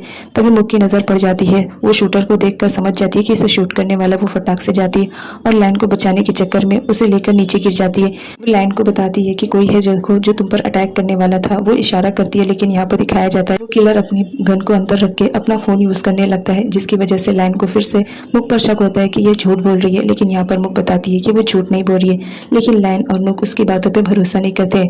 इधर दिखाया जाता है रुथ, लैन और मुक तीनों एक जगह बैठकर डिस्कशन करते रहते हैं। तभी वहां पर पिट आ जाती है जो देख लेती है उन तीनों को साथ में। उसे चैन नहीं आता है, वो फटाफट मुक को कॉल करती है और उसे अपनी कंपनी में बुलाती है, ये कहकर कि उसकी तबीयत ठीक नहीं है, प्लीज आ जाए। जिसकी वजह से मुक फटाफट अपनी बहन पिट के पास जाती है, जहाँ पर वो उसे दिखाती है कि लैन और नुक एक साथ रहते हैं। यहाँ पर नुक देख लेती है मुक को, तो वो उसे जेलस फील कराने के लिए उसके सामने लैन को किस करती है, जिसकी वजह से मुक बहुत ज्यादा गुस्साइड हो जाती है और वो सीधा बाहर निकल जाती है। यहाँ पर उसके पीछे पिट आती है और उससे बोलती है कि तुमने कुछ कहा क्यों नहीं, तुम इतना बर्दाश्त क्यों कर रही हो। यहाँ पर मुक कुछ भी नहीं बोलती है और बोलती है कि अगर लैन किसी और से प्यार करता है तो मैं उसे छोड़ दूंगी, क्योंकि मैं नहीं चाहती हूँ कि मैं इस तरह की लाइफ जीऊं। यहाँ पर उसका पीए भी उसे सजेस्ट करता है कि ये तुम ठीक कर रही हो। इस सीन में दिखाया जाता है लैन मुक का वेट करते रहता है, क्योंकि काफी रात हो गई थी और मुक अभी तक नहीं आई थी। वो देखता है कि मुक आ रही है तो ऐसा प्रिटेंड करने लगता है मानो उसने किसी का वेट ही नहीं किया था, बस आराम से बैठा हुआ था। मुक आती है, वो लाइन को देखती है कि लाइन एक साइड में बैठा हुआ रहता है। वो उससे उदास रहती है, इस वजह से उसे कुछ भी नहीं बोलती है और वहां से सीधा अपने कमरे में चली जाती है। यहाँ पर लाइन देखकर परेशान रहता है कि आज तो इसने मुझसे फाइट भी नहीं की और आराम से सीधा चली गई। मुक अपने कमरे में जाती है और अपनी वेडिंग रिंग को देखती रहती है। नेक्स्ट डे वो डिसाइड करती है कि मैं लैन को डिवोर्स दे दूंगी, तो वो फाइल लेकर उसके डैड के पास जाती है मैरिज कॉन्ट्रैक्ट का, जहां वो बोलती है। उससे पहले उसके डैड न्यूज देख लेते हैं, जहां पर लैन ने अपनी न्यू कंपनी ओपनिंग कर ली थी, उसकी ब्रेकिंग न्यूज चल रही थी। ये देखकर पिट और लैन की मॉम तो बहुत ज्यादा खुश थे और साथ ही साथ लैक भी, लेकिन उसके डैड बहुत ज्यादा उदास थे। वो लैन को कॉल करते हैं और उसे घर बुलाते हैं। यहाँ पर दिखाया जाता है कि लैन के डैड इससे पहले इतना ज्यादा गुस्सा कभी नहीं किए थे। फैमिली वाले बहुत ज्यादा परेशान रहते हैं। जब लैन आता है उसके डैड बोलते हैं कि मैंने बिजनेस तुम्हें सौंपा था और तुम चाहते हो कि वो बिजनेस बर्बाद हो जाए, तो तुमने उसे क्यों नहीं लिया, तुमने अपना बिजनेस एस्टैब्लिश कर दिया। मेरी बिजनेस में कोई कमी थी। यहाँ पर दिखाया जाता है लैन ये इस वजह से करता है ताकि उसके डैड का बिजनेस उसकी सिस्टर संभाले, क्योंकि लैन को अपना दुश्मन समझती थी कि उसकी वजह से उसका बिजनेस छीना जा रहा है, इस वजह से वो ऐसा करता है। लैन जब बाहर जाता है तो उसकी मुलाकात उसकी सिस्टर से होती है, जहाँ वो बोलती है तुम अपने फैसले पर कायम रहना, तुम मेरी कंपनी में इन्वॉल्व होने की कोशिश मत करना, तुम अपनी कंपनी को ही संभालना। यहाँ पर दिखाया जाता है लैन बहुत ज्यादा उदास रहता है। इस वक्त मुक के अलावा उसके पास कोई और नहीं रहता है जो उसे तसल्ली दिलाए। फिर भी वो मुक को वहां से जाने के लिए कहता है, लेकिन मुक उसकी प्रॉब्लम को समझ जाती है, वो नहीं जाती है। उसके बदले वो लैन को हक कर लेती है और कहती है मुझे मालूम है तुम इस वक्त कैसा फील कर रहे हो, तुम फिक्र मत करो। यहाँ पर दिखाया जाता है लैन फर्स्ट टाइम मुक को हक करता है और अपनी फीलिंग्स को उसके सामने जाहिर करता है कि दुनिया पता नहीं क्या मेरे बारे में सोच रही है, मैं ऐसा सिर्फ अपनी सिस्टर के लिए कर रहा हूँ ताकि उसके दिल में मेरे लिए थोड़ा सा प्यार रहे। तो मुक उसे अपने घर लेकर आती है, जहाँ पर वो म्यूजिक प्ले करती है ताकि लैन का माइंड थोड़ा सा ठीक हो। वहाँ पर कंपनी देने के लिए उसकी मेड भी रहती है जो उसके बजाए हुए सॉन्ग पर बहुत ही मस्त में डांस करती रहती है। वो लैन को भी बोलती है डांस करने के लिए। उसके बाद लैन भी डांस करता है ताकि उसका माइंड डाइवर्ट होकर थोड़ा सा टेंशन की तरफ से हट जाए उसे कंपनी देने के लिए। मुक भी उसके साथ डांस करती है क्योंकि उस वक्त लैन बहुत ही अच्छा डांस कर रहा था, तो मुक से रहा नहीं जाता है, वो भी जाती है लैन के साथ डांस करती है। इधर पिट को दिखाया जाता है जो छुप कर अपनी जीजा और बहन को देखती रहती है। उन दोनों को ऐसे साथ में देखकर वो बहुत ज्यादा खुश रहती है और साथ में उन लोग की फोटोज भी क्लिक करती है ताकि वो उनकी बेस्ट मेमोरीज को याद रख सके। इधर लैन और मुक को दिखाया जाता है, वो दोनों बात करते रहते हैं। यहाँ पर हमारी मुक लैन से बोलती है कि तुम फिक्र मत करो, तुम्हें कभी भी मेरी जरूरत पड़ेगी, मैं हमेशा तुम्हारे साथ रहूंगी, और ये बोलकर उसके चीक पर किस कर देती है। यहाँ पर लैन से भी रहा नहीं जाता है तो वो भी मुक के चीक पर किस कर देता है और बोलता है चलो आज से हम दोनों फ्रेंड हुए। यहाँ पर उन दोनों की फ्रेंडशिप को दिखाया जाता है। उसके बाद दिखाया जाता है मुक ने जो कॉन्ट्रैक्ट पेपर और डिवोर्स पेपर अपने डैड को दिया था वो अनफॉर्चुनेटली दानाई के हाथ लग जाता है, जिसे देखकर वो समझ जाता है कि मुक लैन से डिवोर्स लेने वाली है। तभी वहाँ पर लैन के डैड आ जाते हैं, जिसकी वजह से दानाई को छुपना पड़ता है। उसके डैड चाहते हैं कि ये हमारी हैप्पी फैमिली कभी टूटे ना, इस वजह से वो बहुत कोशिश करते हैं कि वो दोनों डिवोर्स ना लेने पाए।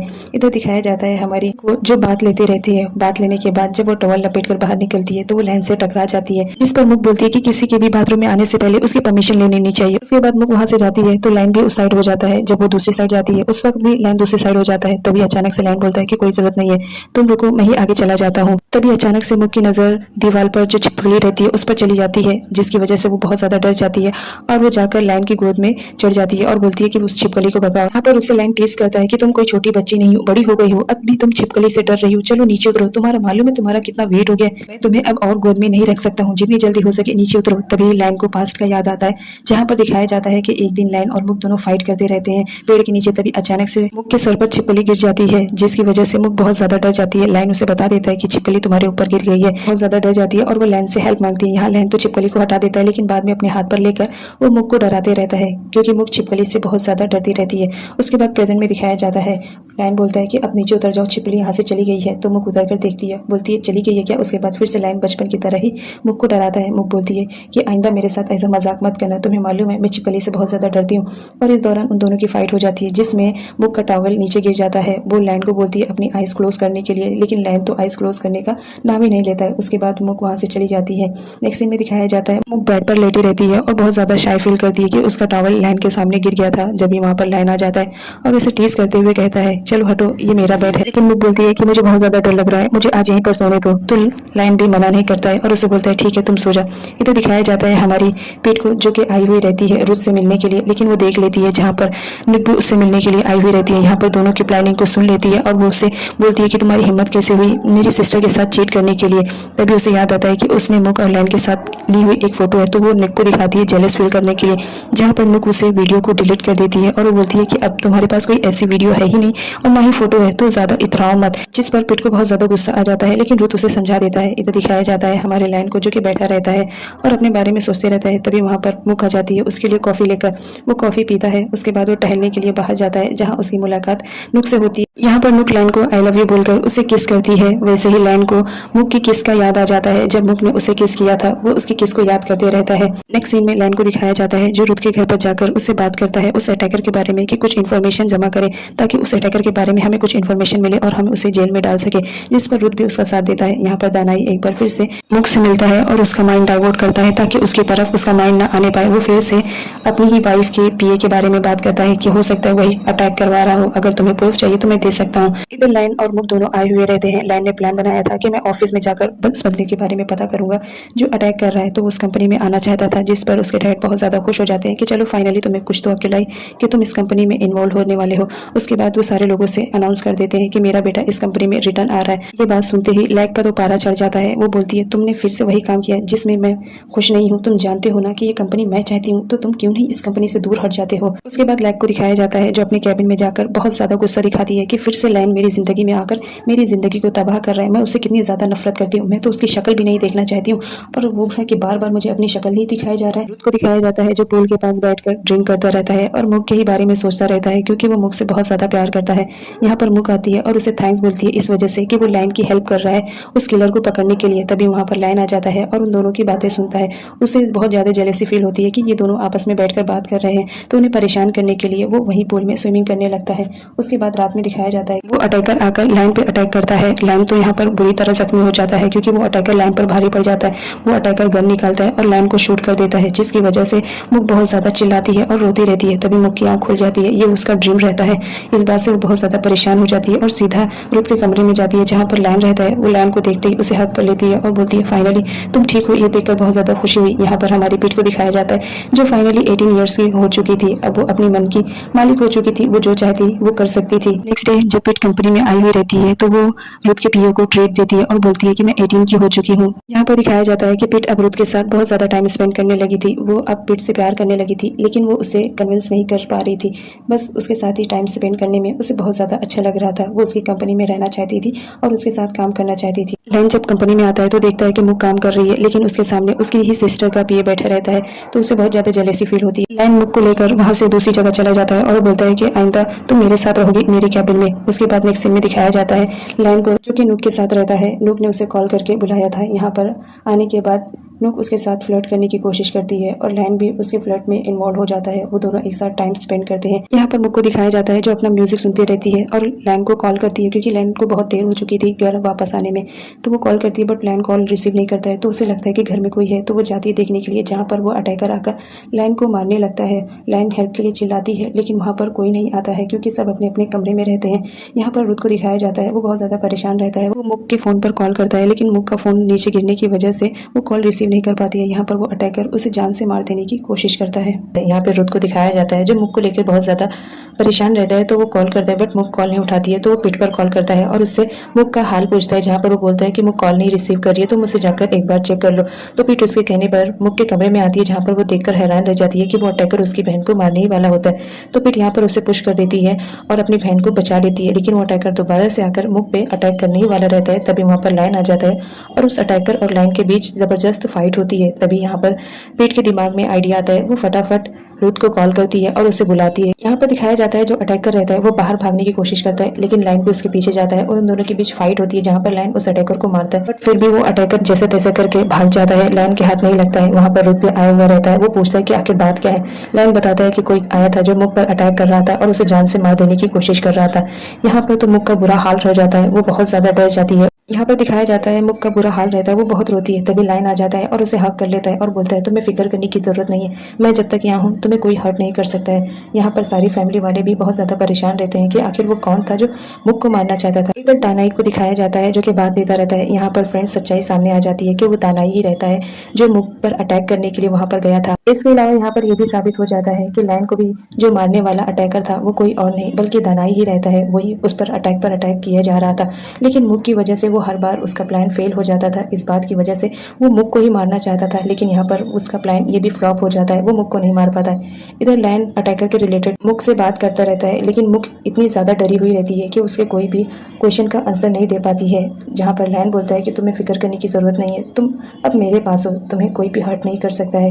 नेक्स्ट सीन में दिखाया जाता है हमारी मुक को जो कि बात लेती रहती है, लेकिन बात लेने के वक्त उसे उस अटैकर के बारे में ख्याल आता है जहाँ पर वो अटैकर उसका गला दबा रहा था। वो इतना ज़्यादा डर जाती है, उसे ऐसा फील होने लगता है कि कोई इस वक्त भी उसका गला दबा रहा है। वो फ़ौरन चिल्लाने लगती है और रोने लगती है। तभी वहाँ पर लाइन आ जाता है और उसे टॉवल से कवर करके उसे हक कर लेता है। बोलता है इस वक्त यहाँ पर कोई अटैकर नहीं है, तुम बिल्कुल सेफ हो, मैं तुम्हारे साथ हूँ ना, तसल्ली रखो, तुम्हें कुछ नहीं होगा।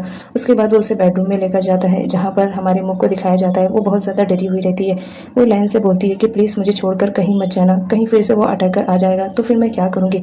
यहाँ पर फ्रेंड्स दिखाया जाता है लाइन भी उसकी केयरिंग करता रहता है और साथ ही साथ यहाँ पर इन दोनों की एक किसिंग सीन को भी दिखाया जाता है। उसके बाद लाइन रुथ के पास जाता है जहाँ पर वो दोनों बैठकर उस किलर के रिलेटेड बात कर रहे थे ताकि वो किस तरह उसको पकड़ सके। उसके बाद वो लोग प्लान बनाते हैं उस किलर को पकड़ने के लिए। यहाँ पर दिखाया जाता है मुक के साथ पिट रुथ के घर पर उससे मिलने के लिए आई हुई रहती है। रुथ यहाँ पर चेयर खसकाता है ताकि मुक बैठे, लेकिन वहाँ पर पिट जाकर पहले ही बैठ जाती है और वो बोलती है थैंक यू फॉर चेयर। यहाँ पर दिखाया जाता है सारे लोग एक साथ जमा रहते हैं इस वजह से ताकि वो किलर को जितनी जल्दी हो सके उतनी जल्दी पकड़े। नेक्स्ट सीन में दिखाया जाता है हमारे मुक को जो कि लैक से मिलने के लिए उसके ऑफिस गई हुई रहती है और उसके साथ लाइन भी वहाँ पर गया हुआ रहता है, जहाँ पर लैक मुक को बहुत बुरा भला बोलती है और ये भी बोलती है कि मुक ने तुमसे शादी सिर्फ पैसों के लिए की थी क्योंकि इसकी फाइनेंशियल कंडीशन बहुत ज़्यादा खराब थी। तो तुम समझ सकते हो कि ये किस टाइप की लड़की है, इसे बिजनेस में इन्वॉल्व करना बेवकूफ़ी रहेगी। यहाँ पर लाइन को दिखाया जाता है जो मुक के ही साइड रहता है और अपनी बहन को बोलता है कि तुम्हें गलतफहमी कुछ ना कुछ जरूर हुई होगी, तुम अपनी मिसअंडरस्टैंडिंग को क्लियर करो क्योंकि मैं मुक को अच्छी तरह जानता हूँ। ये किसी भी हालत में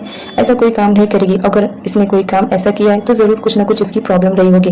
तो दिखाया जाता है नेक और दानाई दोनों एक रेस्टोरेंट में मिलने का प्लानिंग बनाते हैं। तो वो लोग मिलने के लिए आए हुए रहते हैं, लेकिन अनफॉर्चुनेटली वहाँ पर रुथ और उसका पीए दोनों वहाँ पर मौजूद रहते हैं। वो दोनों को देखकर वो समझ जाते हैं कि जरूर दाल में कुछ काला है। तो वो लोग उन दोनों की वीडियो बनाते हैं ताकि लाइन को सबूत के तौर पर वो लोग दिखा सके। यहाँ पर दानाई से बात करता है। बात करने के बाद वहाँ पर नुक बोलती है कि मुझे इमरजेंसी कॉल है तो मुझे जाना पड़ेगा, जिसकी वजह से यहाँ पर नुक वहाँ से चली जाती है। तो दानाई को भी वहाँ से जाना पड़ता है। वो जाता है तभी वेटर से टक्कर लग जाती है और उसकी चोट पर वेटर का हाथ चला जाता है, जिसकी वजह से उसको पेन होने लगता है। वो वेटर को बहुत ज्यादा चिल्लाता है क्योंकि लाइन ने उसे पिछली नाइट खूब धोया था। इधर दिखाया जाता है नैक तो लैक से मिलने के लिए आई हुई रहती है, जहाँ पर लैक उसे बताती है कि मैंने तुम्हें जिस काम के लिए यहाँ पर कंपनी में बुलाया था वो तो तुमसे हो नहीं पा रहा है, तो तुम इस कंपनी से जितनी जल्दी हो सके हो जाओ, अदरवाइज मेरा काम काम करो, तुम्हें मालूम है मैंने तुम्हें लैन की लाइफ में इसलिए रिटर्न बुलवाया था ताकि तुम मुक को यहाँ से निकाल सको और ये बिजनेस मेरा हो पाए, जो कि मेरे ख्याल से तुमसे नहीं हो पा रहा है। तो मेरी यही राय है कि तुम जितनी जल्दी हो सके यहाँ से चली जाओ। इधर रुथ लैन को पूरी सच्चाई बता देता है कि नुक और दानाई के बीच में कुछ तो चल रहा है। तभी वहाँ पर नुक का कॉल आ जाता है जिसे लैन रिसीव करता है। उस कॉल में नुक उसे अपने घर पर बुलाती है तो वो आता है मुक को बताने के लिए, लेकिन जब वो देखता है कि मुक तो रुथ से बात कर रही है और वो काफी खुश लग रही है रुथ के साथ बात करते हुए, तो वो उससे बताना जरूरी नहीं समझता है। वो आता है क्योंकि इस वक्त लैन बहुत ज्यादा प्यार करने लगा था मुक से, लेकिन वो बताता नहीं है कि वो उससे प्यार करता है। इसलिए उसे रुथ के साथ देखकर उसे बहुत ज्यादा जेलसी फील हो जाती है। तभी उसी वक्त नुक का कॉल आता है और उसे इमरजेंसी में बुलाती है कि प्लीज तुम जितनी जल्दी हो सके आ जाओ, मैं तुम्हारा वेट कर रही हूँ। जिस पर लैन मना नहीं करता है और वो उस पर एग्री हो जाता है कि ठीक है तुम मेरा वेट करो, मैं अभी 2 मिनट में आ रहा हूँ।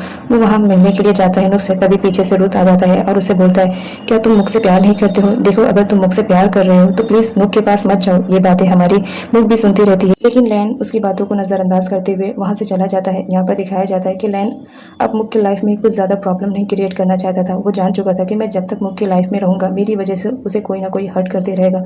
इस वजह से वो वहां से चला जाता है, जिसकी वजह से मुक बहुत ज्यादा अपसेट हो जाती है। रुथ उसे समझाता है कि तुम फिक्र मत करो, कुछ दिनों में ठीक हो जाएगा। उसके बाद रुथ बात देता रहता है और वो लैन और मुक के बारे में सोचता रहता है कि वो दोनों तो एक दूसरे से प्यार करते हैं, अच्छा रहेगा मैं अगर उन लोग की लाइफ से हट जाऊं। तभी उसे पिट का ख्याल आता है जहां पर उन दोनों की किसिंग सीन हुई होती है और उसके साथ बहुत सारे टाइम स्पेंड करने के बाद उसे फाइनली दिमाग में आ जाता है पिट तो उसको पसंद करती है, तो क्यों ना वो अपनी लाइफ पिट के साथ स्पेंड करे। इस वजह से वो अब पिट को डेट करना चाहता था।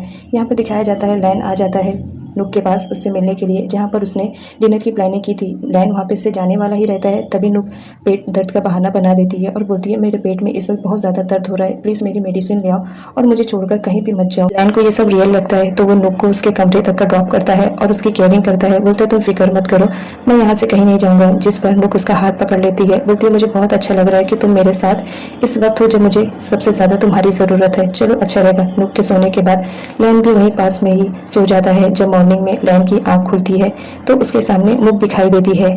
एक्चुअल में वहाँ पर मुक नहीं नुक रहती है, लेकिन लैन को ऐसा लगता है कि वहाँ पर मुक है, तो वो आँख खोलते ही मुक का नाम लेता है, जिस पर नुक चढ़ जाती है और बोलती है कि क्या तुम सच में उस मुक से प्यार करने लगे हो? देखो ऐसा कुछ भी नहीं चलेगा क्योंकि मैं तुमसे बहुत ज़्यादा प्यार करती हूँ।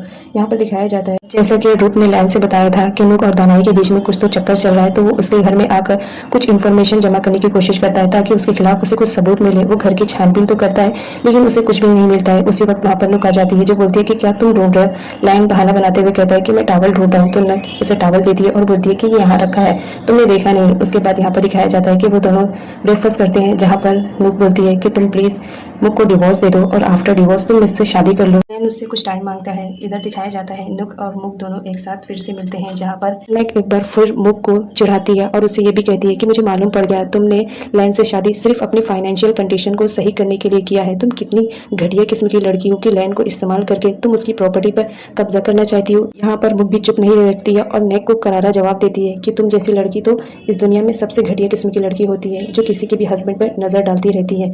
इधर मुक और लैन को दिखाया जाता है जहाँ पर वो उसके डैड से मिलने के लिए जाती है और उससे डिवोर्स के लिए बोलती है। नेक्स्ट सीन में दिखाया जाता है लैन और मुक को जो कि दोनों डिवोर्स पेपर पे साइन करते हैं और फाइनली यहाँ पर उन दोनों का डिवोर्स हो जाता है। लेकिन इस बात से फैमिली वाले बिल्कुल खुश नहीं रहते हैं। यहाँ पर दिखाया जाता है लैन इस वजह से डिवोर्स पेपर साइन कर देता है ताकि उसकी वजह से मुक पर कोई मुसीबत ना आए, क्योंकि ऑलरेडी एक अटैकर उसको मारने की कोशिश कर चुका था। अब दोबारा सदमा वो बर्दाश्त नहीं कर सकता था, इसलिए उसने डिवोर्स पेपर पर साइन कर दिया था। आफ्टर डिवोर्स मुक और लैन डैड से मिलने के लिए आते हैं क्योंकि यहाँ पर मुक को रिंग रिटर्न करनी रहती है, तो वो रिंग रिटर्न कर देती है जो कि उन लोग की इंगेजमेंट पे हुई थी। यहाँ पे दिखाया जाता है लैन बहुत ज़्यादा सैड रहता है, बट वो क्या करे, इस वक्त मुक का उससे ख्याल ज़्यादा रहता है। इधर दानाई मिलता है जो कि लैन उससे कहता है चलिए दो दो हाथ कर लेते हैं, क्योंकि वो दोनों उस वक्त जिम कर रहे थे। लैन इसलिए ये कहता है क्योंकि वो देखना चाहता था कि क्या सच में ये वही है जो मुझे मारना चाहता है। ऑनलाइन ये नोटिस करता है कि जिस तरह किलर की फाइट करने का तरीका रहता है वैसा ही सेम दानाई का रहता है, बट यहाँ पर वो कुछ रिएक्ट नहीं करता है क्योंकि इस वक्त लैन के पास दानाई के खिलाफ कोई सबूत नहीं रहता है। तो वो बस सिर्फ सबूत इकट्ठे करने में लगा रहता है क्योंकि उसे मुक से प्यार जो हो गया था और वो उसे हट न करे, इस वजह से ही उसने डिवोर्स दे दिया था। अब सीन हमारे मुख पर आता है, जो फाइनली लायन का घर छोड़ने के लिए तैयार थी, वो फटाफट अपनी पैकिंग करती है और लायन के घर से अपने घर के लिए जाती है, जहाँ पर लायन उसे रोक लेता है और वो कहता है कि तुम यहाँ से मत जाओ। लेकिन मुक कहती है जब हम दोनों के बीच कोई रिश्ता ही नहीं रहा तो मुझे यहाँ रुक कर क्या फ़ायदा, मुझे यहाँ से चले जाना ही बेहतर रहेगा। लायन मुक का हाथ पकड़ लेता है और उसे नहीं जाने देता है। तभी वहाँ पर रुत और पीट आ जाते हैं। यहाँ पर रुत बोलता है जब तुम्हें मुक से प्यार ही नहीं है तो उसकी इतनी केयरिंग दिखाने की ज़रूरत नहीं है। अगर इतनी ही केयरिंग होती तो तुम उससे डिवोर्स नहीं लेते, वो भी किसी और लड़की के लिए। यहाँ पर लायन कुछ भी नहीं बोलता है। रुत कहता है तुम्हें इसकी केयरिंग करने की ज़रूरत नहीं है, इसकी केयरिंग करने के लिए इसकी फैमिली अभी रेडी है। उसके बाद रुत मुक का हाथ पकड़ता है और वहाँ से उसको लेकर चला जाता है। नेक्स्ट सीन में दानाई को दिखाया जाता है, जो कि मुक के घर पर आया हुआ रहता है। वो उसके कमरे की छानबीन करता रहता है।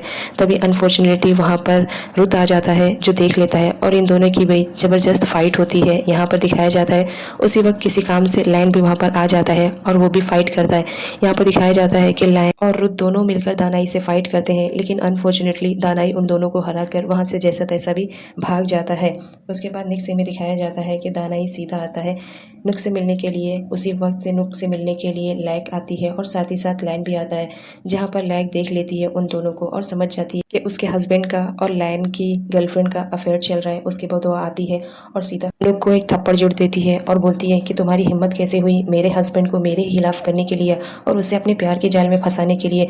तुम्हें ऐसे लायन के लिए मैंने बुलाया था और तुम मेरा ही घर बर्बाद करने पे तुली हो। ये बोलकर वो उसे मारने लगती है। तभी वहाँ पर दानाई बोलता है कि तुम प्लीज़ इसे मत मारो। उसी वक्त लैक आती है और दानाई को भी हिट करती है कि तुम तो चुप ही रहो, तुमसे तो मैं बाद में निपटूंगी। दानाई को गुस्सा आता है, वो लैक के ऊपर हाथ उठाने ही वाला रहता है। तभी वहाँ पर लायन पहुँच जाता है और अपनी जीजा की खूब धुलाई करता है इस बात के लिए कि तुम्हारी हिम्मत कैसे हुई मेरी सिस्टर पर हाथ उठाने के लिए। और फाइनली उन दोनों के अफेयर की वीडियो भी लायन ने बना ली थी। तो यहाँ पर लैक अपने डैड से बताती है कि वो दोनों का अफेयर चल रहा था, उसने मुझे चीट किया है। फ्रेंड्स, यहाँ पर यह भी दिखाया जाता है कि लैक और लायन के बीच हुई अंडरस्टैंडिंग भी क्लियर हो जाती है। यहाँ पर लायन के पास जो दानाई और निक का वीडियो रहता है वो उसे वायरल कर देता है इस सोच में कि अगर दानाई ही वो किलर रहेगा तो ये वीडियो देखकर वो ज़रूर कुछ ना कुछ रिएक्ट करेगा। और फ्रेंड्स फाइनली ऐसा ही होता है। दानाई वो वीडियो देख लेता है और वो बोलता है ये तो नुक के घर का है, मतलब वो भी लैक के साथ मिली हुई है। वो फटाफट जाता है और नुक का गला दबाने लगता है कि तुम्हारी हिम्मत कैसे हुई मेरे साथ चीटिंग करने के लिए, तुम्हें मालूम है ना मैं तुम्हारा मर्डर भी कर सकता हूँ। वो उससे पहले उसे कुछ हर्ट करता वहाँ पे लायन आ जाता है, जिसकी वजह से दानाई को भागना पड़ता है।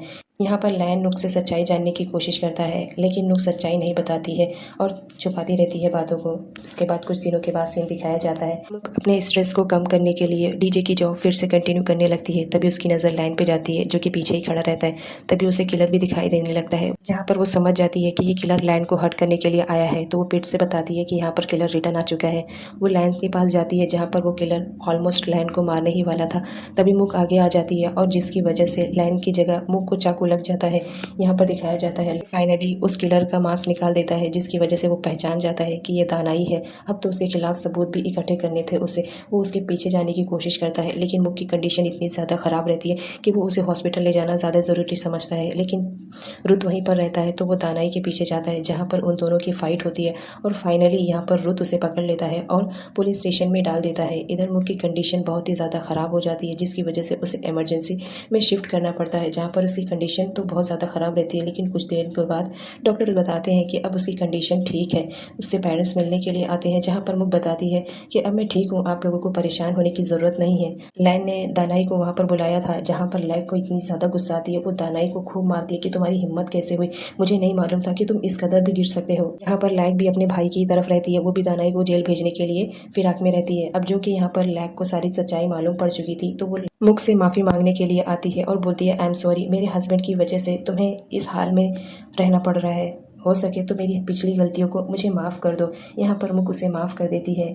यहाँ पर दिखाया जाता है फाइनली लायन को नुक की सच्चाई मालूम पड़ जाती है कि ये भी दानाई से मिली हुई थी। यहाँ पर नुक को अपनी गलती का रियलाइज़ होता है, तो वो लायन से माफ़ी मांगती है, जहाँ पर लायन बड़प्पन दिखाते हुए उसे माफ़ कर देता है। लेकिन साथ में ये भी कहता है कि आइंदा से मेरी ज़िंदगी में तुम मुझे कभी दिखाई ना दो तो बेटर रहेगा, तुम जितनी जल्दी हो सके मेरी ज़िंदगी से दूर हो जाओ। फाइनली यहाँ पर लायन रुत से मिलने के लिए जाता है, जहाँ पर वो अपना लव कन्फेस करता है। तो रुत उसे हिट करता है इस बात के लिए कि तुम ये बहुत देर कर चुके हो। लेकिन लायन को अपने ऊपर ट्रस्ट रहता है इस बात के लिए कि मुक भी उससे प्यार करती है, तो वो मुक को मना लेगा।